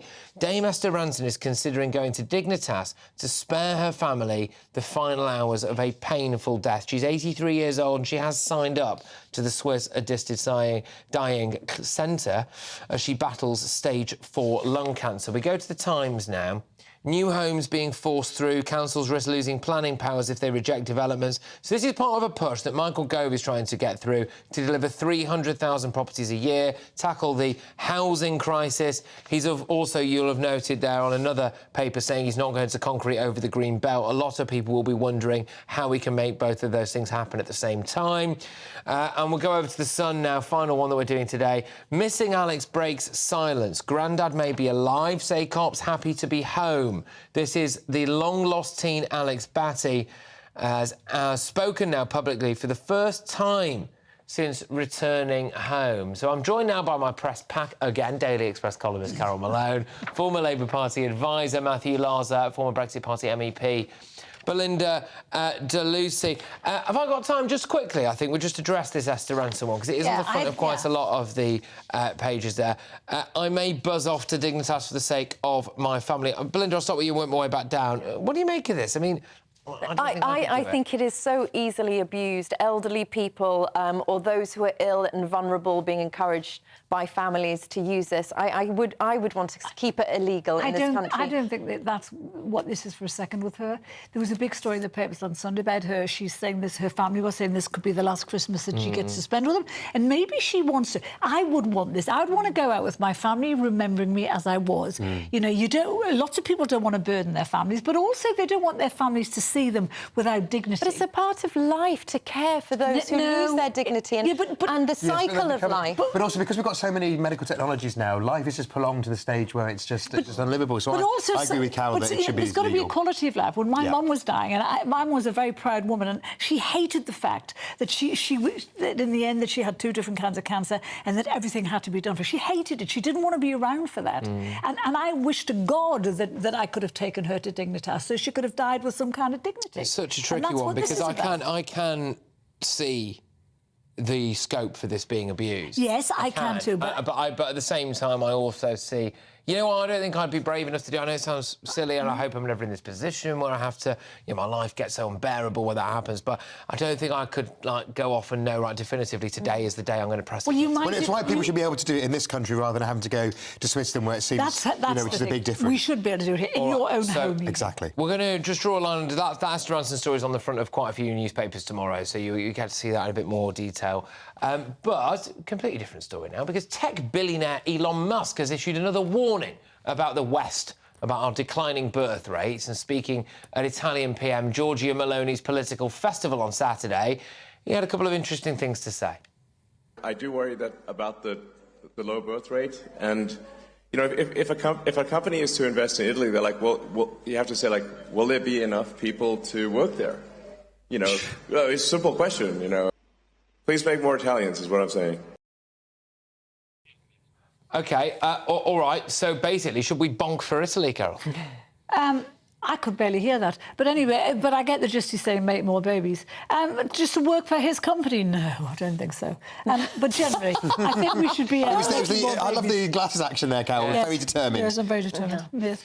I mean, so what's interesting about this is Elon, who likes to think he backs the woke, he battles woke. The countries in Europe with the highest birth rates are in Scandinavia and France, which have the highest level of social protections, and the key thing is they have the best childcare, particularly in Scandinavia, which makes a big difference. You want to for Britain? I think 100%. I'm all up for that. If women find the safety and security in men who can give them financial safety. However, Western cultures are now replacing fatherhood with welfare. So that is one of the biggest problems. You do not get women feeling safe having more babies because there is not enough financial stability. Look, talking of women... Men should make their own money. Talking of women, interesting. Talking of women, a bizarre woke row has broken out over the Miss France beauty pageant after a, quote, androgynous winner with a boyish haircut took the crown. Just have a look and a listen, see what you think of this. Applaudissements pour notre Miss France, s'il vous plaît.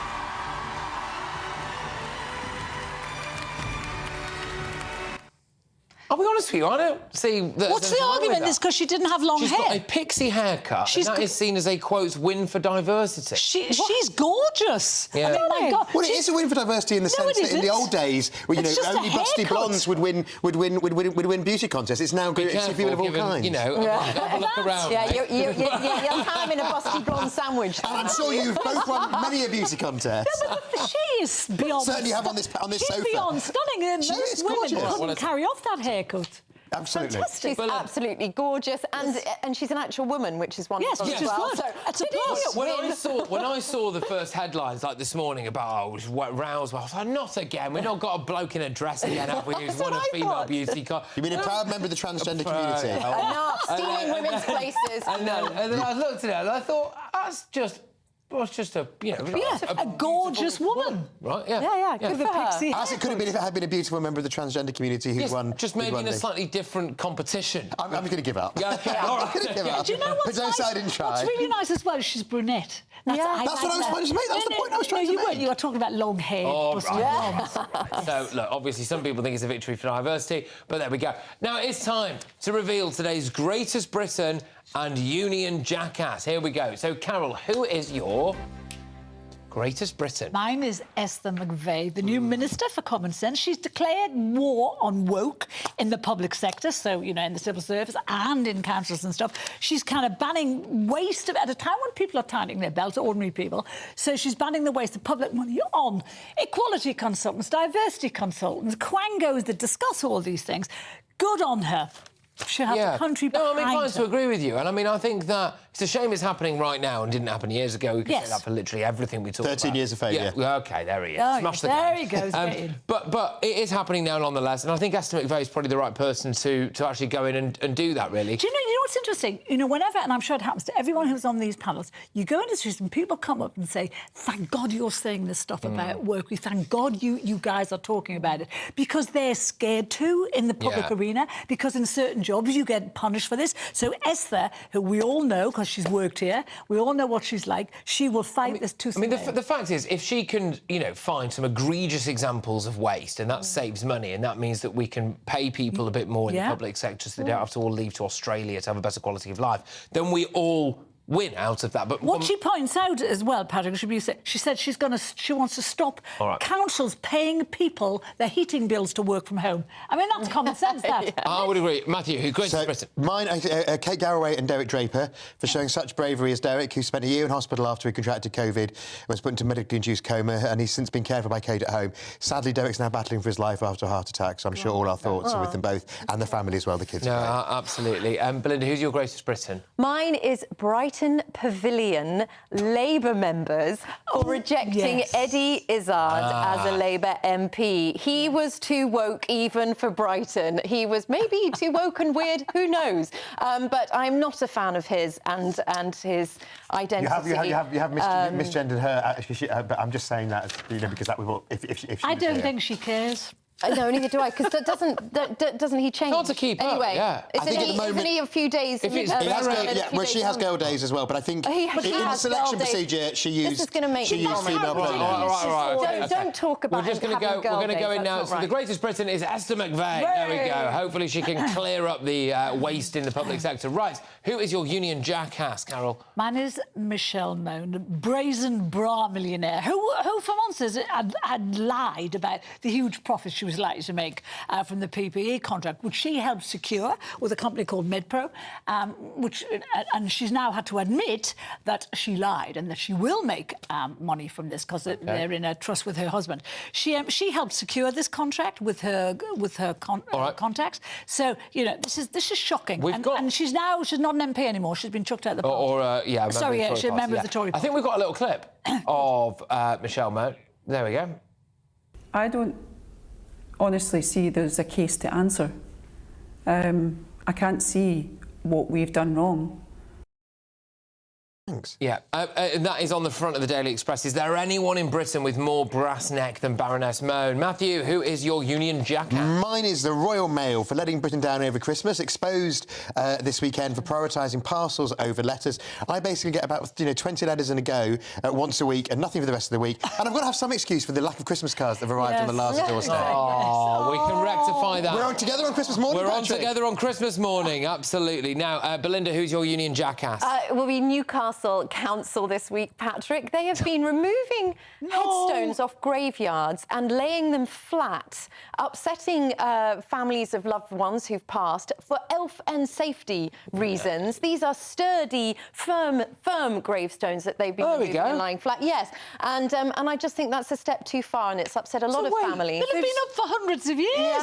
So they've knocked down gravestones for health and safety issues. But why? Because there's no one alive in there. Well, they're all resting. There we go. Right. Well, the winner is Newcastle Council. Yeah, we never win. Deservedly. No, you don't. No. But it's Newcastle Council for knocking over a load of gravestones. That's absolutely bonkers. Anyway, look, thank you very, very much. We've covered a huge range of topics tonight. I've loved every single second of it. Massively appreciated. I would just urge everybody, if you want to go back and have a little look, especially at what we did at 9 p.m, where we managed to unearth some clips of what appears to me, anyway, the indoctrination taking place in our children's schools and what is going on there. You can go on YouTube, watch that back.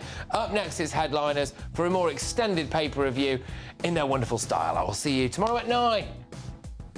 A brighter outlook with Box Solar, sponsors of weather on GB News.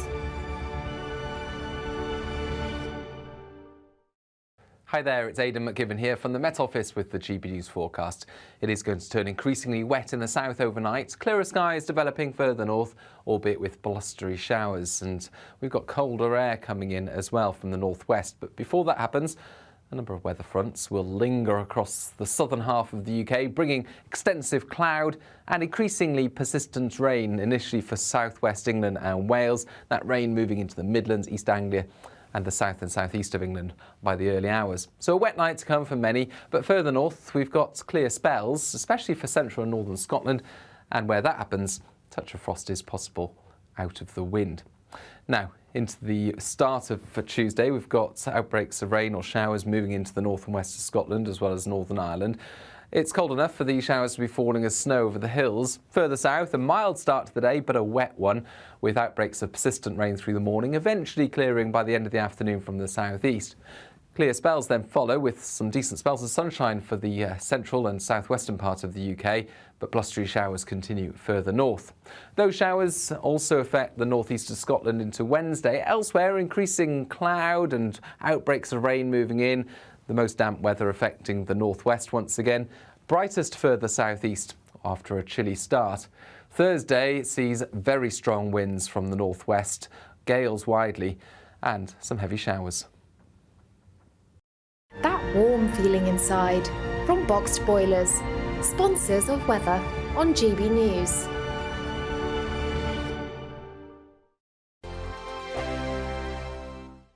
I'm Andrew Doyle. Join me at 7 o'clock every Sunday night for Free Speech Nation, the show where I tackle the week's biggest stories in politics and current affairs with the help of my 2 comedian panelists and a variety of special guests. Free Speech Nation, Sunday nights from 7 on GB News, the People's Channel, Britain's news channel.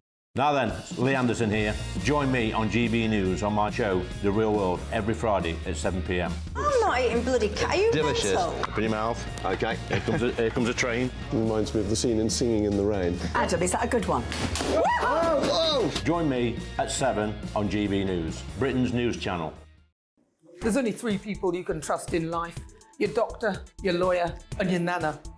I'm not sure. So join me, Nana Aquare, at 3 p.m. every Saturday and Sunday, where we discuss the biggest topics of the weekend. Be ready for battle. Could you be quiet? What is this? It's my new teeth. It's your new teeth. I don't bite. Well, not without a good reason. Always honest, always fun. Every weekend at 3 p.m. on GB News, the People's Channel, Britain's news channel. Big news, big debates, big opinion. Patrick Christys Tonight is the week's biggest show. Every weekday, 9 to 11 p.m, we've got the inside track on the day's top stories. There'll be sharp takes you won't get anywhere else. We will set the news agenda, not just follow it, and I want to bring you along for the ride. Whatever it is, we'll have our finger on the pulse. It's news, but it's this close to entertainment. Patrick Christys Tonight, 9 to 11 p.m, only on GB News, the People's Channel, Britain's news channel. What you get for breakfast is something that, if we do our jobs right, you will wake up to news that you didn't know the night before. It's a conversation. It's not just me and Eamon. We want to get to know you, and we want you to get to know us. From 6, it's Breakfast with Eamon and Isabel. Monday to Thursdays on GB News, Britain's news channel. Wake up to the headlines with Headliners every morning at 5 a.m. We treat you to the day's biggest stories before anyone else, 7 days a week. You can catch up on everything you need to know before you've even had your kippers. Headliners every morning at 5 a.m, only on GB News, the People's Channel, Britain's news channel. Every Sunday from 11, join Michael Portillo. There'll be topical discussion, looking at the week before and the week to come. So kick back and relax at 11 a.m. on Sundays on GB News with me, Michael Portillo. GB News, the People's Channel, Britain's news channel. I'm Michelle Dewberry, and I'm not here to tell you what to think. I'd much rather hear what you have to say. So send in your opinions to gbviews at gbnews.com. Keep them clean, and you never know, I might read them out. With my panel here on Jubes & Co, we debate, we get stuck into the issues of the day on a show where all views are welcome, especially yours. GB News, the People's Channel, Britain's news channel. Have a great Saturday night with me, Leo Curse, on the Saturday Night Showdown.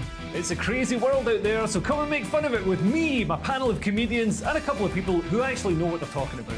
The Saturday Night Showdown is your front row ticket to the clown show every Saturday, only on GB News, the People's Channel, Britain's news channel.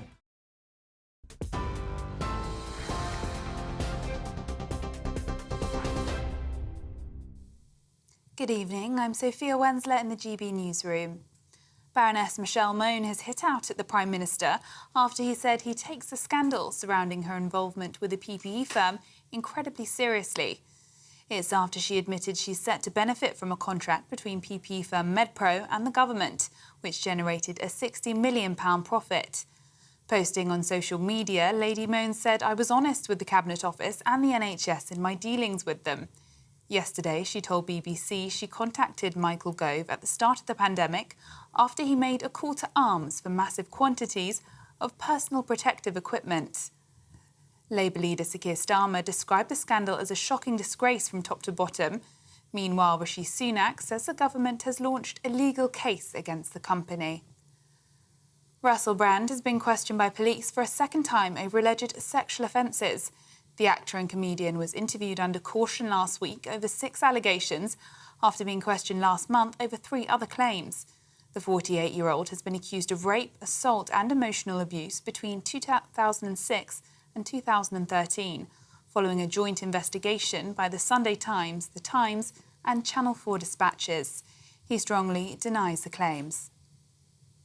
A body that was found in the River Wensum in Norwich has been formally identified as Gaynor Lord.